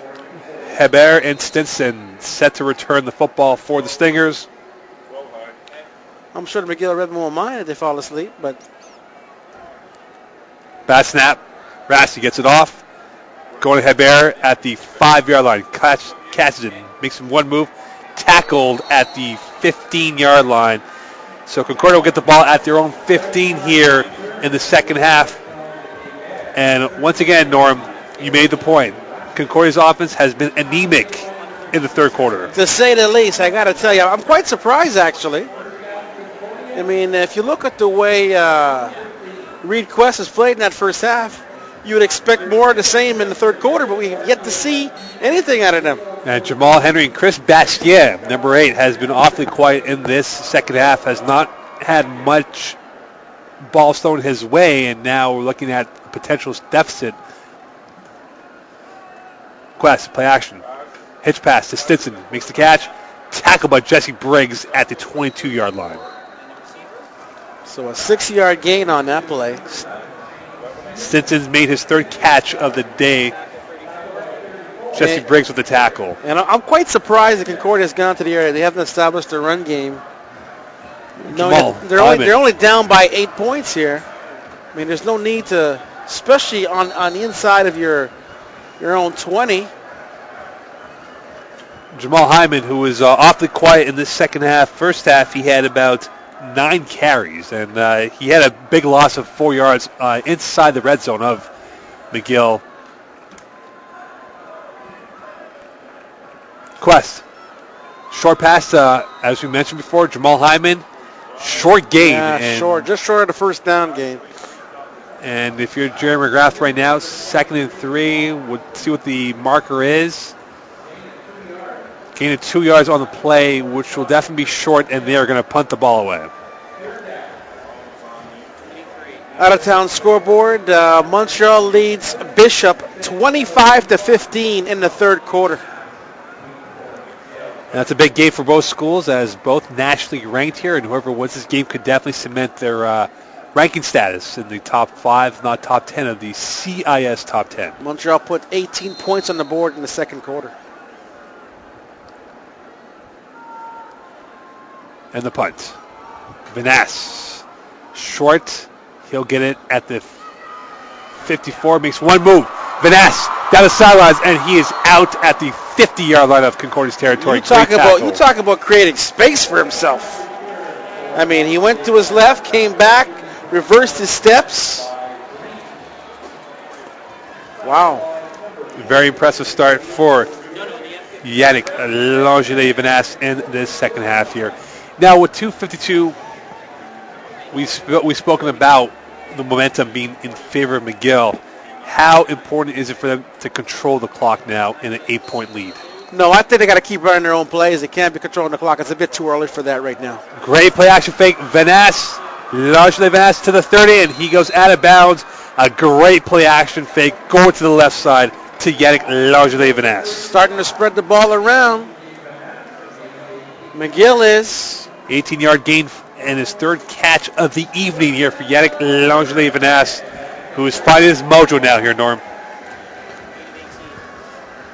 As now it's an opportunity to put more points on the board as they're inside the 40-yard line of Concordia. Colin, handoff to Mota. Guillermo Mota makes it bounce out to the right side, to the 25, to the 20. Stiff arms on Rashawn Perry, who makes a big tackle, maybe a game-saving tackle on that play.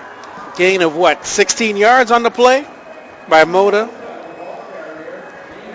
And I must say, for Concordia, number 27, Rashawn Perry is having a monster game on defense, being the rookie that he is from Champlain St. Lambert. It sounds like to me you're cheering for Concordia tonight. Is that possible? I am not cheering for nobody, but very impressed by Rashawn Perry. I'm just asking. It's a possibility. Because, Guillermo Mota has been outstanding in this game. Outstanding. Calais through the hands of Langelier-Vanass, and that could have been 6 points. Langelier-Vanass just off his left hand. He could have been all the way inside the 5-yard line if he would have caught that football, but hey. 1:53 left here in the third quarter. 15-7 lead here for the McGill Redmen. Looking to exact revenge from last year's Shaughnessy Cup defeat to the Stingers.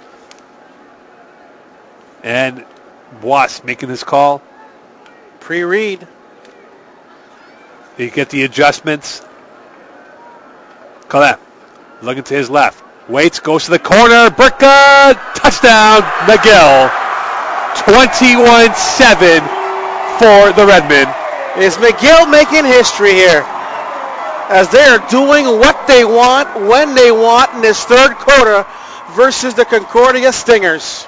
21-7, a gorgeous throw by Jonathan Callan to Joel Burka, his 8th catch of the evening to make it a 21-7 lead for the McGill Redmen.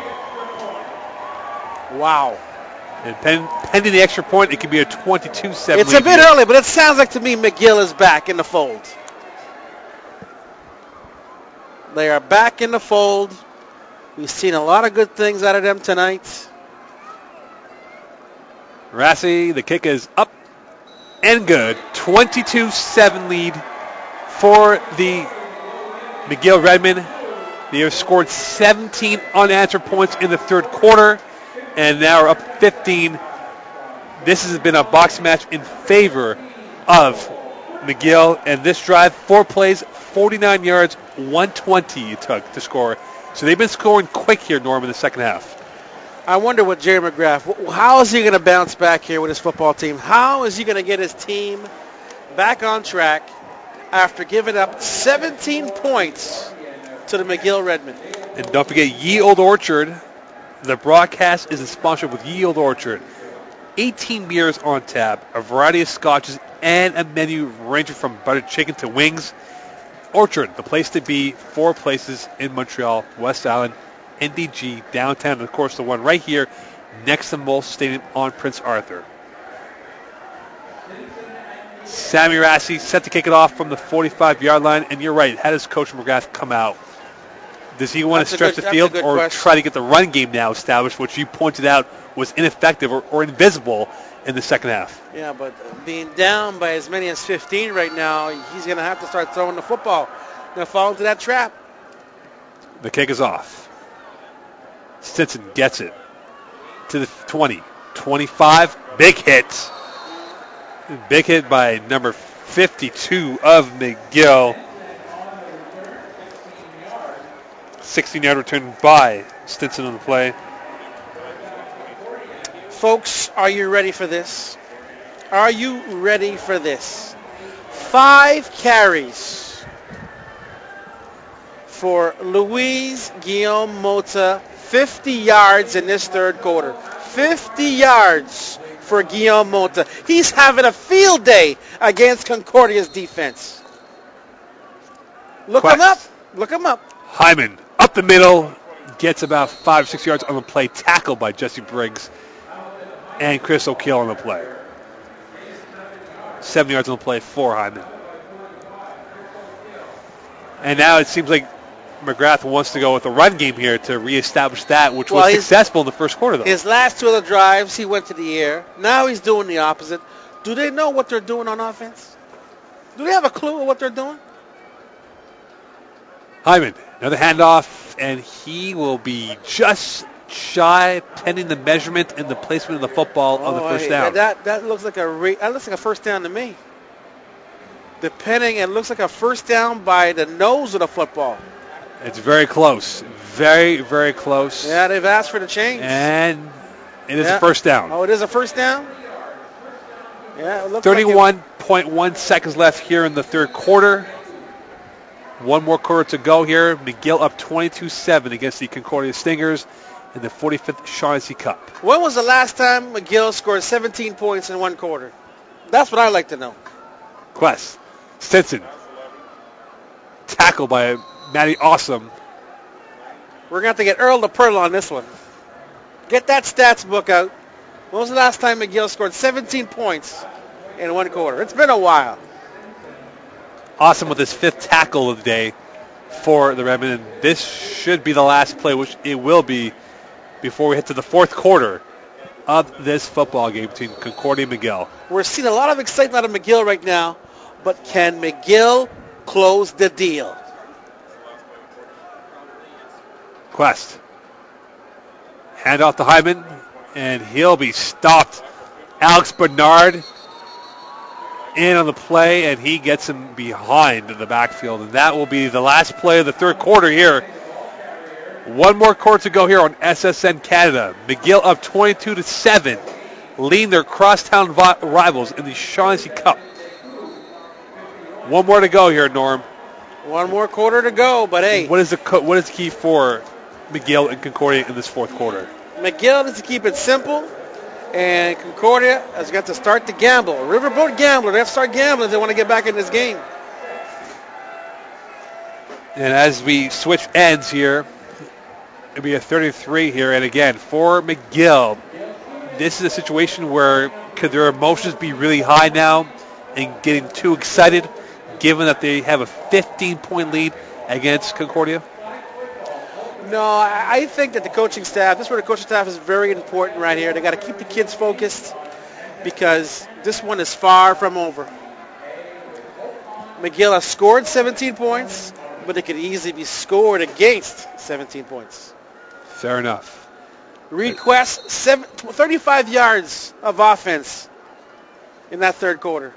Green with the punt. A high, sky-high punt. Langelier Vanasse will not field it, and it'll be out at the 25-yard line, 26-yard line, 27-yard line now, part of the 23-yard line of the McGill Redmen territory, as they will open up this fourth quarter up by 15.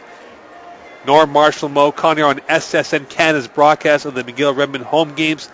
Don't forget Adidas, the proud sponsor and official supplier of McGill team footwear and apparel for athletics and recreation. Adidas, impossible is nothing. Jean-Pierre Collin, 18 of 31, 221 yards so far in this game, and 1 touchdown pass. Collin, great cut by Mota, and he'll get about 2 or 3 yards on the play. Late hits. However, there is no flag on the play, and so it'll be second and about 8 for the Redmen. Keep running the football. Keep running that ball. Luis Gil Mota is having an outstanding game here in their home opener. Guillermo Mota from the FX Garneau program, which was coached by Pat Wass, who is now the OC for the McGill Redmen. Collin. Quick slant in, great catch by Burtka, and he is being gag tackled by Rashawn Perry and co. And that could be enough. We'll get the exact measurement. Depending on the spot, it looks like a first down to me. But it is a first down. Depending on the spot, it is a first down. As McGill is in a rhythm. Guys are getting open. Burtka with his 9th catch of the evening here for the Redmen. McGill's running game is very effective, so it's keeping Concordia's defense honest. Mota, 1 cut, and he's up the field again for 4 yards or so. Tackled by Shaquille Armstrong in that play. There's one guy that Mota has to thank after this game here tonight. It's going to have to be Laurent Duvernay-Tardif. This man has been doing an outstanding job on that offensive line. Collin. Over the middle, caught by Burtka. He has real estate to the 50, to the 55, back to the 50, down to the 40 of Concordia's territory. First down, inside Concordia's territory. Concordia doesn't know what's happening. They're going left, they're going right, they're going up the middle. McGill is having their own way. And it's good to see McGill having some success here. We just can't say it's a freak. It's by default. McGill is playing an outstanding game. They were patient all night, and the fruits of their hard work is paying off here in this fourth quarter. 4 receivers to Collin's right. Collin looking to his left. Pumps, waits, goes deep. Incomplete, out of bounds. Kevin Prepa, number 18, has not been called upon on Concordia's side of the defense. Probably their best DB at 6'4", 205. You look at Concordia sagging. They're gasping for air. They got their hands on their hips. They look discouraged. And they're at the 39-yard line, which is well within range of Rassie's field goal attempt of 42 yards longest. A few more yards could definitely help out in this cause. Collin looking to his left. Going fade through the hands of what a play. What a play by the Concordia defender who prevented McGill from possibly scoring another touchdown. Now, what do you do if you're McGill? Do you punt the ball away or attempt a field goal? And it looks like they will punt the ball away with Sammy Rassie. Yeah, that's a smart thing to do. Very impressive drive by Collin & Co. on that series. However, it does not result in points in a punt at 12:55 of the fourth quarter.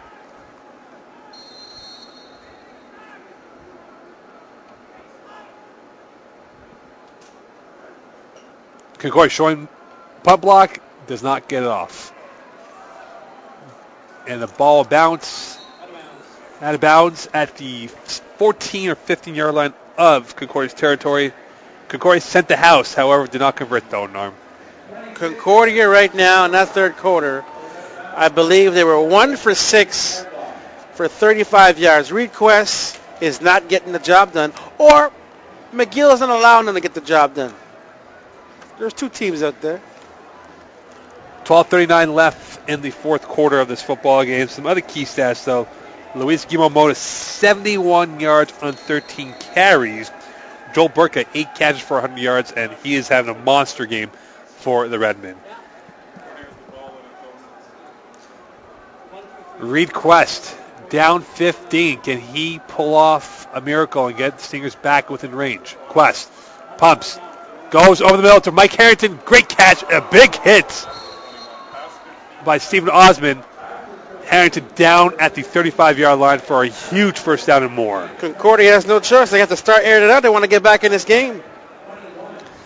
They've only put up 7 points on the board. It's rather embarrassing. And there's an injury on the play. It looks like Jamal Hyman, it appears, number 23, out. This game brought to you by Redbird Sports Shop. Lower McGill swag. Check out the Redbird Sports Store for the best prices on campus, or shop on the new online store, store.mcgillathletics.ca. 12:15 left here in the fourth quarter. We'll get you an out-of-town scoreboard update on the other side of the hill between Bishops and University of Montreal. And tomorrow afternoon, Laval, Sherbrooke, the big game down in the hills of Sherbrooke University. SSN Canada, the home of McGill Redmen football home games here. Mo Khan, Norman Marshall. Quest, looking, surveys. Through the hands of Hebert, incomplete, 2nd and 10. The last time that McGill put up 15 or more points was October 13th, 2012. Guess what? Versus these same Concordia Stingers. So Concordia could be a good luck charm for them. But I believe it's the last time McGill beat Concordia was 2002. Yes. The 15-game loser streak for Go Redmen. through those notes there, Mo. Quest, short pass to the sidelines, great catch. And out of bounds, that'll be enough for a first down and more. The last time, and here we go, courtesy of the McGill Stats Department. Earl the Pearl Zuckerman. The Stingers have claimed 15 consecutive meetings since McGill's last win over their crosstown rivals, a 10-8 decision in 2002 in the league championship game, which we all remember, which McGill went on to win the Dunsmore Cup, losing the CIS semifinals. Was that the year that Nick Hoffman was the MVP? The star? He was the last great running back I've seen wearing those colors. The great Nick Hoffman. 3rd and 1, big play here for the Stingers. Handoff, Hyman, he'll get it. Yes, sir, indeed. And it'll be first down and more. Alex Bernard on the tackle. So Concordia going down with more urgency here in this fourth quarter, and with them down by 2 scores with 11:23, plenty of time left on the fourth quarter. Plenty of time, but it looks like McGill's defense is tiring out right now. Let's just hope it's just short term. Max Pro in the backfield for a Reed Quest. Quest going to the corner. He has a man open. Hebert, great catch and a great tackle by McGill's number 28 on the play. J.C. Bouchard, a huge play for that was a Stingers. good tackle, because if he doesn't grab his legs, he's off to the house. 20-yard gain here for Hebert. A McGill injured player on the football field also. Another McGill player goes down. Number 96 for the McGill Redmen, hurt on the play. Olivier Quay-Tremblay, who had a tough year last year. Many thought he was the MVP of the defense last season. Down on the ground right now. Looks like cramps in his right calf. And to think about it, this hurts the Stingers in their momentum right now and the drive that they've started from deep in their territory going forward. Yeah, looks like he was cramping. This is only their second game of the year, so these kind of things do happen. We also want to thank Molson, the Gazette, Coca-Cola, Red Bull, all big sponsors of McGill Athletics, and the Holiday Inn in Montreal Midtown. Holiday Inn Montreal Midtown. Get the McGill Athletics friends and families rate. $112 a night. Use the reservation code McGill Athletics Friends and Family for your Holiday Inn reservation.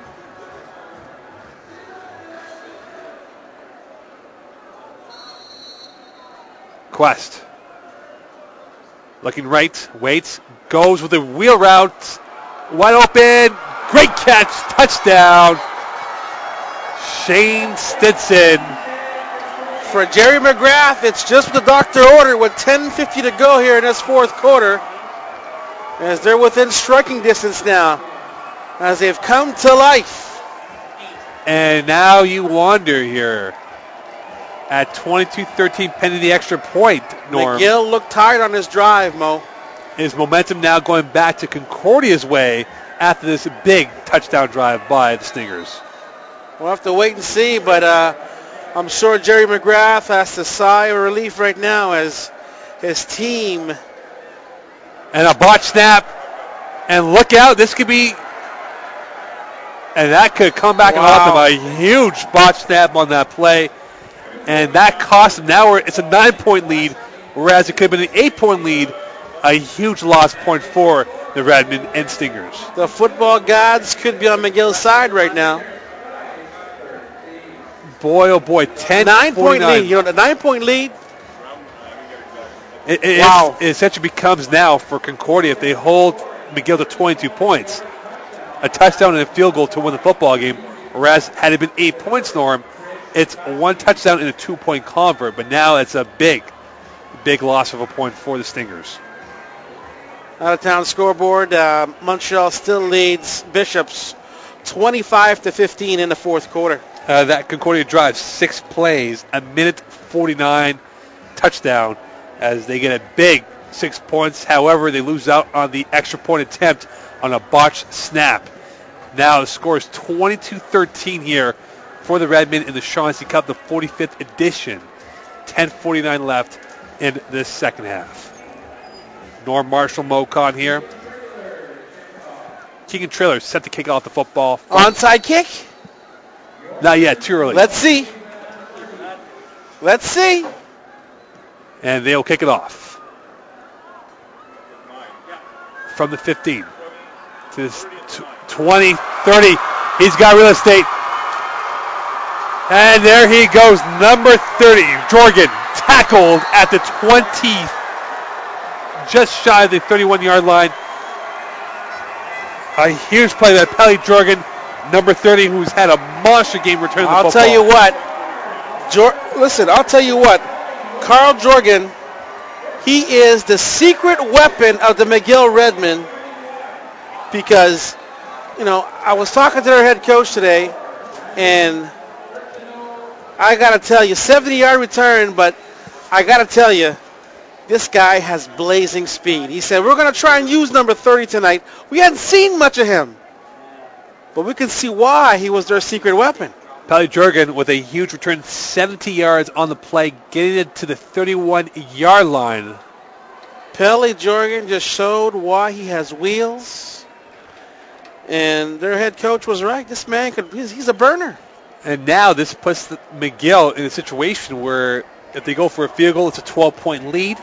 They go for the touchdown, it ends up being a 16-point lead, which is a 2 full score lead. Yeah, but after seeing Pelly Jorgen run for 70 yards, you got to think they got to put this ball in the house. I mean, they just regained momentum back after allowing a touchdown. This is what the doctor ordered. If Concordia can hold them to a field goal, it's a 12-point lead. Yeah. So it's still within range. Whereas if it's a 16-point lead, the mental thought is that you have to go for... Your math is good, so I'm 2-point conference. Your math is good, so I'm spelling touchdown right now. Colin, 3 receivers to the short side. Handoff to Guillermo Mota, stopped for a yard or 2. Yeah, now they're keen on Lamonte Mota right now. They're keen on him, on Guillermo Mota. Guillermo Mota is he only gains what? A yard on the play? Yard and a half? Eric Noivo with the tackle on the play, number 98 for the Stingers. And also, clock is going to become an enemy for the Stingers, an ally for the Redmen, as they want that clock to... Tick, tick, tick, tick, tick, tick. Colin, looking to the flats. He's got Guillermo Mota. Great catch. Incomplete. So the clock stops briefly with that was a difficult pass. Difficult pass to catch. Tough throw, tough opportunity, but Concordia holds up. They're in the bargain. 22-13 here. An injured McGill player on the field right now. So Sammy Rassi should be coming on for the field goal opportunity at 9:54 to potentially make it a 25-13 lead here for the Redmen. Yeah, we're looking at, 39-yard field goal attempt? Not even. 36-yarder. Yeah, 36 yards. 36-yard field goal attempt. Which is well within the range of what he has hit in his history. What's been his longest this year? 42? 42 is his longest of last year. Okay. So, in last week he was 0 for 1, but definitely within range of what he can do. Number 54 for the McGill Redmen being brought off the football field right now. Robert Ravensbergen, the fifth-year player who has played multiple positions for the Redmen, this year. Hebert in the end zone, set to return it on a missed opportunity if that is the case to be. From 36.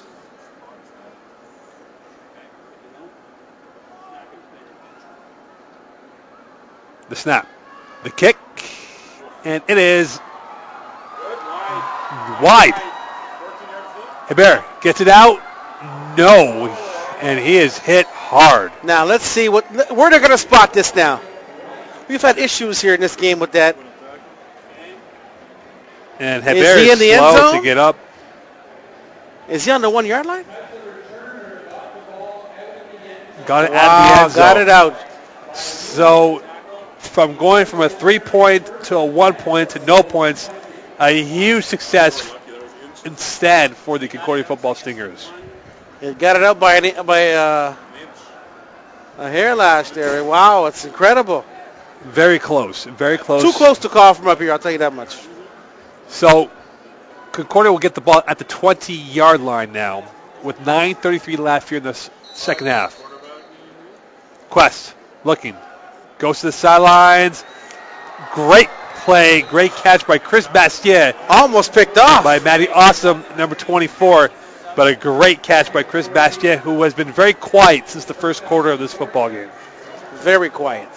Bastien's fourth catch of the day. Enough for a first down, 11-yard gain. Reed Quest so far in this game, 21 for 28, 267 yards passing, 1 touchdown and 1 interception. 9:25 left here in this second half. Injured player on the football field, I believe it is number 6, Hebert. Concordia bringing in some new subs. Norman Marshall, Mo Con here, SSN Canada's broadcast of the McGill Redmen home games at lovely Molson Stadium, Percival Molson Stadium. 9:17 left here in the second half. Tight end formation for the Stingers. Quest looking right, rolls out to his right, quick throw over the head of Benny, incomplete. It'll be 9:03 left here in this second half. So we've had a lot of momentum swings here, Norm. A lot. But it looks like Concordia has found a way to just stay within striking distance. As that 70-yard return by McGill they weren't able to capitalize on it. Weren't even able to get a field goal, which is very unfortunate. Well, the ball is at the 34-yard line of Concordia's territory. 2nd and 10. Quest, swing pass out to Hyman. He's got real estate. Hyman makes 1 move, 2 moves. Big tackle on the play. And that will be short of a first down. About a 6-yard gain for Hyman on that play. Jamal Hyman having a quiet but good game for the Stingers tonight as they're down 22-13. 8:30 left here in this fourth quarter.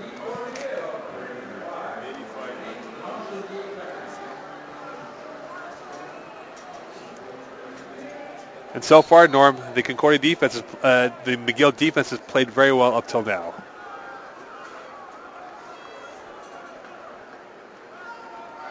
Green, high punt. Good hang time. Vanash, it's a live ball. So, wow. And it touched the McGill player, however. No yards. No yards on the play. So the benefit of the Canadian rules of the no yards. American rules, you know what happens. It's a live ball. Concordia's ball, but hey, what can you do? That's how it goes. It will be McGill ball. 8:12 left now in the fourth quarter. It is no yards on that play. Explain that for folks. No yards. It's a Canadian football rule. You have to give the punt returner 5 yards distance. And if you're within that 5 yard radius of the punt returner, it is a 5 yard or the CFL 15-yard penalty, depending on the variation of what it was. But it can definitely cost you yards if you're not disciplined in the no-yard zone. Very well explained, Mo. Thank you. I like that. Thank you. So 8:12 left here. We have a barn burner where it appeared McGill has had ample opportunities to kill off the Stingers, but Concordia still alive, trying to get back into this football game. They're on the respirator, but they're still breathing. That's what counts. Handoff. And Collet keeps it himself. Maybe back to the line of scrimmage for a minimal game, but the clock's still moving here, Norm. We're inside 8 minutes. The enemy has begun for Concordia as in the time clock. Like Chris Berman would say, tick, tick, tick, tick, tick, tick. The clock is McGill's friend and Concordia's enemy. 7:43 left here. Collet looking. Goes right. Great catch by Shalambo, and that will be enough for a first down and more. And the clock and the chains keep on moving. That's a nice play. Just where Shalambo can catch the football. Low risk of being intercepted. And they'll readjust the chains and get the clock rolling for the McGill Redmen here. 7:30 left. McGill. Hand off to the leaders. Gimamoda lowers his head. Gets about 1 or 2 yards on the play. Tackled by, gained 2 yards by Lemaire. Alex Lemaire with the tackle. I just wonder if Moda can just break it open right here. And that's it though, right? He's gotten these 2-3 yard hits, but remember that touchdown was 20 plus yards. Yes. Could happen again. Collet looking. Going deep. Bricka over his head. Out of reach, and just now stop the clock. Stride too short, or he was going to the house. And you look at McGill, they have had opportunities to hit that play, but have not connected as often as they wanted to, though. I'll be very anxious to see how they bounce back here, Concordia. 6:54 left, 9-point lead for the Redmen here on SSN Canada. Norman Marshall, Mocon. Sammy Razzie, he must pin Concordia deep into their zone. Concordia showing blitz. Public, no good. And at the 10-yard line, hit by his own man, number 82 for the Stingers, and tackled at the 15-yard line, number 82 for Concordia. Leon Budram with the tackle and play. Concordia will start their own 15-yard line. Another down player for the Redmen. Several McGill players have gone down to lower body injuries. Number 27 for the Redmen. It seems like another cramp. Oh, yeah. Simon Lamontagne again down. And that's the one thing. It's not a humid night at all. It's a very cool night. So yeah, but you got to hydrate. You got to hydrate. These guys are burning. They're going up and down this field here. And they're burning a lot of energy. Gorgeous new turf here at Molson Stadium that was installed over the summertime, and so far the reviews have been good. People like the new bounciness that comes with it. And that M at midfield, that's rather impressive. I have not. The previous M was so small. Wow. What great free advertisement when the Alouettes play here. That's free publicity. Why not? Great recruiting tool here. And speaking of recruiting, McGill has done very well in recruiting. Kadeem Lewis was their prize get from Collège Vieux-Montréal, number 97, who's had a big impact today as him and David Deku forced a near safety on the right side of the end zone right here on TV. So it's been a pretty good start for his rookie year with the Redmen. You know, I'm looking at this now inside the 15. I'm just wondering if McGill will play zone or they're going to blitz them here because they're going to want to bring the pressure and bring the hammer. Well, the hammer and pressure is definitely in McGill's hand right now as they look to close out this game up by 9 with 6:31 left here in the fourth quarter. Quest. The receiver to his right. Rolling to his left. Quick pass. Big hit on Betty. And a big tackle by Bernard. And that'll be for a 3-yard gain. 2nd and 7 now, it appears. 6:12 left here in the second half. And out-of-town scoreboard update there, Norm. Right now it's currently Montreal 28-18 over Bishops in the fourth quarter. 10-point lead there, 9-point lead here. 28-18 midway through the third quarter. Quest going over the middle again. Big hit. Great catch by Hebert. And that will be very close to a first down. However, I'm pretty sure it's a first down. Is claiming fumble on that play. Yeah, yes, it will be first down. So Concordia keeps this drive alive here in this fourth quarter.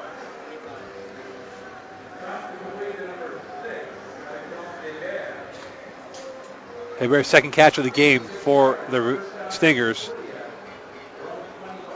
5:34 left. Yeah, here. This is crunch time right now. When you get to the 5-minute mark, it's crunch time. Quest looking to his right. Waits. Oh, short pass through the hands of number 25 of Concordia, Axel Cabal, as he cannot corral it in. 5:18, and you can't have these unforced errors of incompletions if you are Concordia. Yeah, if you want to get back into this football game, you can't allow these type of things to happen. I mean, there's not much time left. Not much time left here. 5:13 left in this fourth quarter. The Shaughnessy Cup on the line. Last year, Concordia took it away from McGill in an exciting finish. Short pass. Stinson with a great catch, and he is tackled by his own man, Chris Bastien, running into his knees. And that'll be well short of a first down here. And is this 3-down territory, Norm? No, I wouldn't. I would not go to. I wouldn't go to that extreme right now. I think they are. But high risk. This is high risk. I mean, 4:30 is plenty of time left in Canadian rules football. Is there a reward at the end of the day here? 3rd and 3. 3rd and 3. This could be the game right here, folks. Quest looking to his left, over the middle, incomplete, off the hands of Alex Bernard, and that will be McGill ball. A huge play by McGill's defense. Wow. Jerry McGrath just taking the chance, trusting his football team and his offense to get it done, but with 4:12 to go, you got to think that it's about that time where you could say McGill has maybe won their first game at home. Of the season. They won 2 games last year at home, beating Mount Allison and Bishops. Looking good. Colin, handoff. Pele makes 1 cut, makes 2 cuts to the 20. Big hit by Rashawn Perry. And a fumble, and it appears it could be Concordia's ball. We'll get the official. And we don't know yet. Is there an injured player on the field there? Story here. Yes, it is an injured player. It is McGill ball, though, but a big hit by Rashawn Perry. Yeah, there's an injured player on the field facing down, and he is in serious difficulty. Hopefully it's not too serious.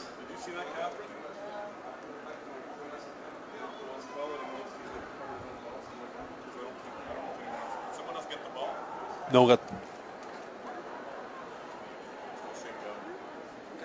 Hard to tell from up here what happened.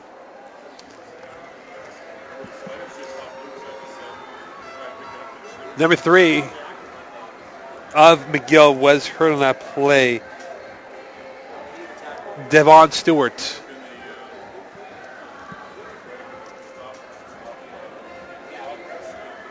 So the ball's on the 20-yard line. 1st and 10 for the McGill Redmen. 3:56 left here, and most definitely the clock has become the enemy for the Concordia Stingers, as so far McGill has controlled the second half. Guillermo Mota's got to take this rock here. There should be no other solution except give him the rock. Play action. Great catch by Burka. He's got real estate to the 15. Tackled at the 14-yard line. Inside by Rashawn Perry. 7-yard gain for Burka. Rashawn Perry with another tackle here. His 6th tackle of the game. And you can look at it this way, Norm. Concordia has stopped McGill of at least 10 points. Rashawn Perry's INT late in the first half, the missed field goal. It could easily be 32-13 for the Redmen. McGill's offensive line has done a pretty good job as well here tonight. 2nd and 3. Collin rolling out to his right, over the middle. Ooh, dangerous pass. Incomplete off the uprights. So McGill comes on for a field goal opportunity to potentially make it a 25-13 lead here with 2:52. Still within range here if you're Concordia. I'll tell you what, Devin Stewart was wide open in the end zone. If he could identify Devin Stewart, this game would have been out of reach. Samarassi here to try a 21-yard field goal. And pretty much salt the game. It'll put them in a 12-point lead. However, it could happen where 2 touchdowns. Less than 3 minutes to go. It's a big opportunity. I mean, we've seen miracles, but he's got to make this first, though. Razzi's got to make this 21-yarder. The kick. And it's good. 25-13. 2:35 left here. Put it on the board. Yes, you can. So McGill is mere minutes away from hoisting the Chauncey Cup for the first time in a long time here on the campus of McGill University. What do you think the emotions are right now of that Redmen bench, knowing that they're so close to victory over their crosstown rivals? Well, I'm sure the coaching staff, they're saying, let's stay within our means. We've got to be able to close this one out. This game is not over because, you never know. The clock is against them, but you just never know. Even though you have the confidence that this game is over, it's never over. Quest back out. 3 receivers to his right, looking to his right, going deep through the hands of Shane Stinson. Great dive attempt, incomplete. Yeah, and it's been a very difficult second half for Reed Quest here tonight. 2:26 left now. Clock is ticking now, and we're at a point. Clock is stopped at 2:23. Don't forget, SSN Canada's next broadcast of McGill Redmen football is in 2 weeks' time. September 20th, 7 p.m. versus Sherbrooke University. And don't forget, Norm, McGill on the road towards the East Coast as they take on the Mounties of Mount Allison next Saturday afternoon.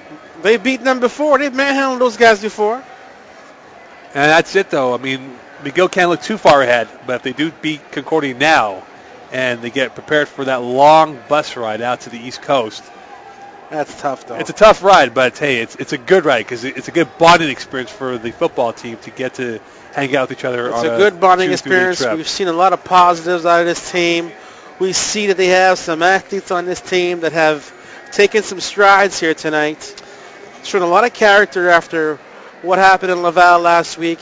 They bounced back, had a good week of practice, and it's showing here tonight. Up 12, 2:28 left here in this fourth quarter. 3 down linemen for the Redmen. Kadeem Lewis over the nose. Carrier on the right end. Quest over the middle. Caught by Betty. Big hits by Jesse Briggs. And that will stop the clock momentarily. That should be enough or close enough to a first down. 8 yards on the play, so that'll be 3rd and 2 here. So this could be it right now, Norm. 3rd and 2, 2:19 left. 4th catch for Benny of the day. 3rd and 2. Quest. Offside. Flag. A big hit. Whoa. Look out. Look at that. Look at that shot. And Request might think he's playing at home as opposed to on the road, but what a shot by Chris O'Kill, former Concordia Stinger. However, there was a flag on the play prior to that incident. What a shot by Chris O'Kill. And another flag on the play. An OC, it appears, on who we'll find out. And right now, it's unraveling for the Stingers as we speak. Yeah, it's never good. If you're Jerry McGrath, do you call a timeout to calm the troops down, to get them refocused? I don't think he's going to call a timeout, but this is very unfortunate for Jerry McGrath, as they felt they had a good week of practice this week. And it has not resulted in anything positive here in the second half. 3rd and 17. This could be the ball game here for the Concordia Stingers as they look to get back in, down 12 with 2:05 left. Quest, looking to his left, going deep. Stetson, incomplete. It is broken up by number 28. J.C. Bouchard, a big play. 2 minutes left, up 12. Now, for McGill's sake, one more first down could probably end it right now. 58 minutes in. They've put their best foot forward, and they've made the plays they had to make. They've had a huge second half, and it really looks like McGill is about to go 1-1 in this, their 133rd season of McGill football. Wow. Call that. Handoff to Gimomota. He's got a hold to the 15, to the 10, 5. Game done. Game breaker. The man did the job. A 28-yard run. Guillaume Mota has to be the player of the game. Flag on the play, but that could be irrelevant to Access McGill's celebration, mind. maybe. But McGill, you got to say it, McGill is embarrassing Concordia. 31-13. And wow. it just seemed like it unraveled for Concordia on that last series. You know, at 5 o'clock as we were scrambling to come to get ready for this game, who would have thought that McGill would have blown out Concordia? One play, 28-yard touchdown run, 9 seconds, time of possession, 4. Unreal. And that is the probability of game over for the Concordia Stingers as they're down now 18 with a minute 50 seconds left, pending the extra points. But this is a good, happy moment for Clint Utley, head coach of the McGill Redmen. This man has put the work in. They've worked extremely hard to get to this point.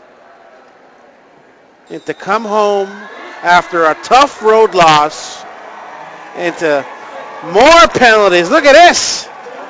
Wow, the flags are flying left and right. And you know that both these teams... There is bad blood and guess on the field now. They don't have to wait too long. September 28th, back at Concordia Stadium, they'll be in the Shrine Bowl game. There's a referee shooken up on the play. Wow. And right now it is bonkers down on the football field. The McGill fans cannot wait to rush the football field and celebrate with their football team as they're on the cusp of defeating the Concordia Stingers 31-13 right now in this fourth quarter. This is a serious blow to the Concordia Stingers. There's no other way to put it. Being embarrassed the way they have been tonight? It is definitely not the taste that Concordia wants in their mouths. This is unreal. Weekend. McGill has outscored Concordia 26-5 in the second half. in which it was a field goal fest in the first half, and then 7-5. For those of you just joining us, it was 7-5 Concordia at the half. And don't forget here, after the where did this all come undone? After the SSN broadcast, once you go to Yield Orchard, this broadcast, the glue has dried up. This broadcast no, in McGill, sponsorship with the Yield Orchard, 18 beers on tap, a variety of scotches, and a menu ranging from buttered chicken to wings. Yield Orchard, the place to be. 4 locations in Montreal. Norm, as you were saying before, you know it's a good day for McGill, though. You know, you gotta understand, man. You know, it hasn't been easy. It's been a tough road. And we'll get the exact calls here, but what are the penalties? There's about 3 or 4 it looks penalties like on you the are an unnecessary roughness. So we'll get the on McGill or Concordia.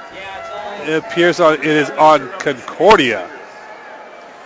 Against Concordia. Yeah, against Concordia. You brought up the point at the beginning of the broadcast. Unnecessary roughness. Discipline. Key for both teams. And this is where they're kicking it off from. McGill is from their own 25-yard line. That is unheard of. If you're McGill, do you go for an onside kick? Wow. Why not? Onside kick? It's this is where you can try stuff. Yeah, but you won the game. I understand all that. They should be kicking off from the 5. The stats crew is scrambling right here to find out there should be more penalties that haven't been called, but hey, what can you do? It adds more insult to injury, but you brought up the point, though, Norman, about the situation with Concordia and stuff and how they've been playing. I mean, this adds more clout to the whole dismal start to their season this year, though. But for McGill, it's a win under the belt. They go out to the East Coast, play Mount A next weekend. It's an important win. A huge win. And you look at McGill's schedule here, Norm. They have Mount A next weekend. If they win that, they're 2-1, coming back home for a big one against Sherbrooke. And then they play Concordia to close out the month of September. Sherbrooke is winnable. And Sherbrooke lost to Bishops last weekend. So a lot to look forward to here. So what do you do for Sammy Rassi? Onside kick? Yeah, but there's one already waiting. Well, unfortunately, they're all on the south side. From the 20-yard line of Concordia, not McGill, but Concordia. Onside kick it is. And that is a dangerous play. Shane Stinson makes up for the lost yards out to the 30. So really, Concordia would have been at the 30-yard line from the normal kickoff spot. Exactly. Of the 45. So really not much loss from Concordia's perspective compared to McGill. But the scoreboard is looking good. Another flag on the play, and it is getting feisty out there. And we were talking in the pregame when both teams came out from their tunnels. They met at midfield, and they've had some fisticuffs galore throughout the 4 quarters. Yeah, it's been that way, but now the bittersweet reality that Concordia will lose this game. 1:43 left here in this 4th quarter. However, that penalty went against McGill, so Concordia will have the ball at the 54-yard line. 19-point lead here. I'm sure Mickey Donovan in the defense. 48-yard line. 48-yard line. 48-yard line. I'm sure Mickey Donovan would want to finish this off on a good note by minimizing any more yards gained by Concordia. It's never easy. Never easy here. 1:43 left. Desiro in at quarterback. Looking, surveys, rolls out to his right. Rolling. Quick pass through the hands of Benny. Incomplete. Another flag on the play. Roughing the passer.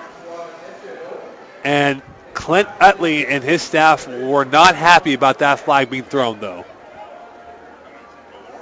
Yeah. Loads of penalties. And the rap sheet is pretty long.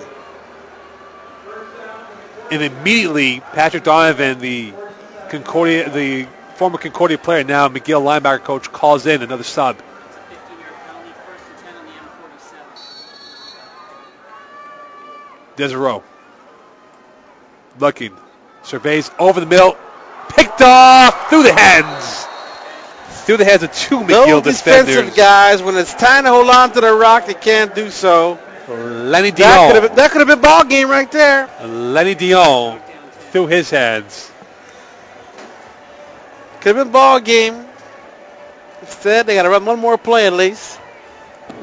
And you wonder, though, Norman, this makes the seat very warm for Jerry McGrath as the head coach of the Concordia Stingers. Oh, it's getting hot, let me tell you. I wish I could share everything I heard today, but I cannot. Benny with the catch, tackle at the 33-yard line. A lot going on. Coach Utley is going to be ecstatic. But, you know, speaking to him even after wins of last year, he was still not satisfied because he wants more for this football team. Yeah. And he wants this team to be at a point where they are the it program in Quebec. It's a long way to go. But they're on the right path, though, if you're the McGill Redmen. That is correct. Desiro. Wide side. Shane Stinson with a great move to the 25, tackled at the 23-yard line. 1:07 left here. Concordia still fighting. Minute 7 to go. Still chugging away here.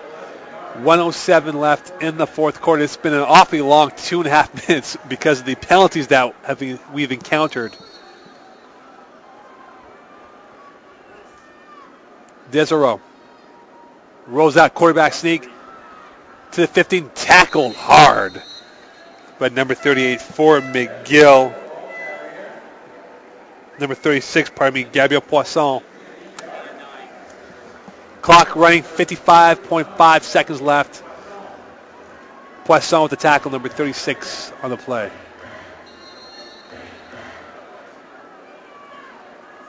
Desiro looking, surveys, rolls out again, over the middle, caught. Not about the 5-yard line. At the 5-yard line, stops the clock momentarily, 44 seconds left here. Mike Harrington with the catch for the Stingers.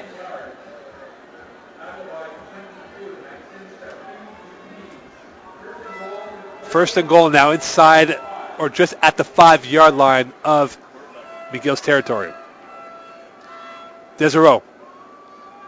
Over through the hands, almost picked off. Incomplete to nobody out there. Wow. It's a wrap.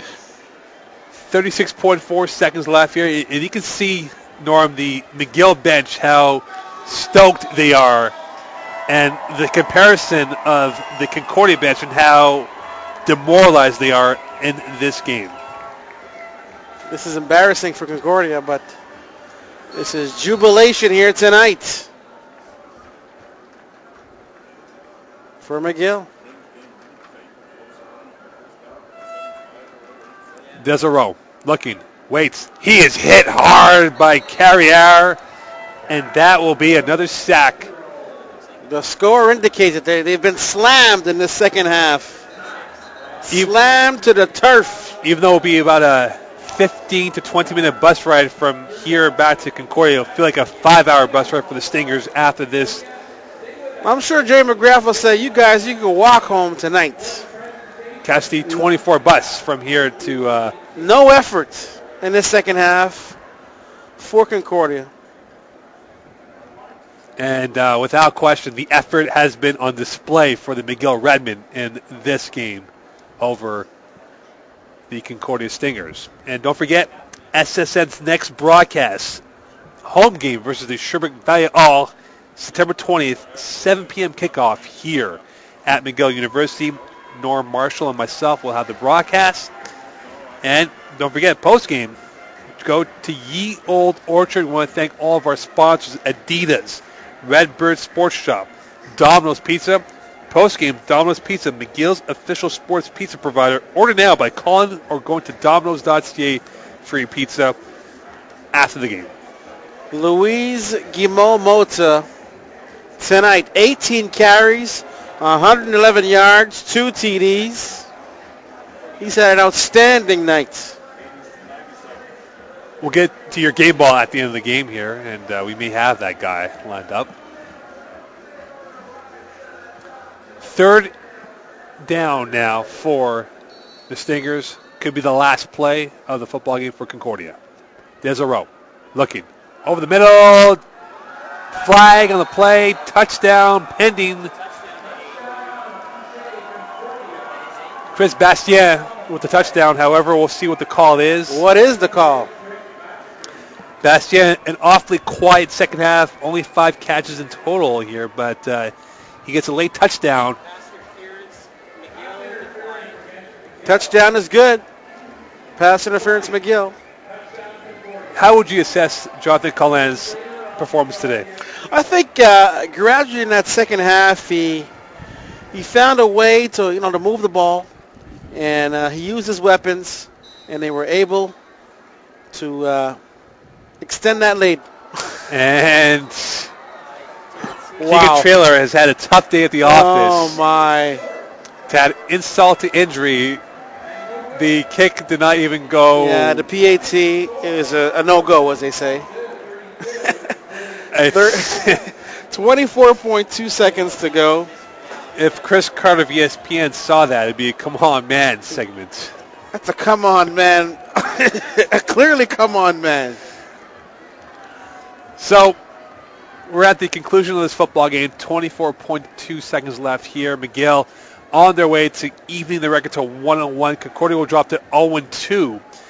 And this is without a doubt the toughest start I've seen Concordia go through in many, many years.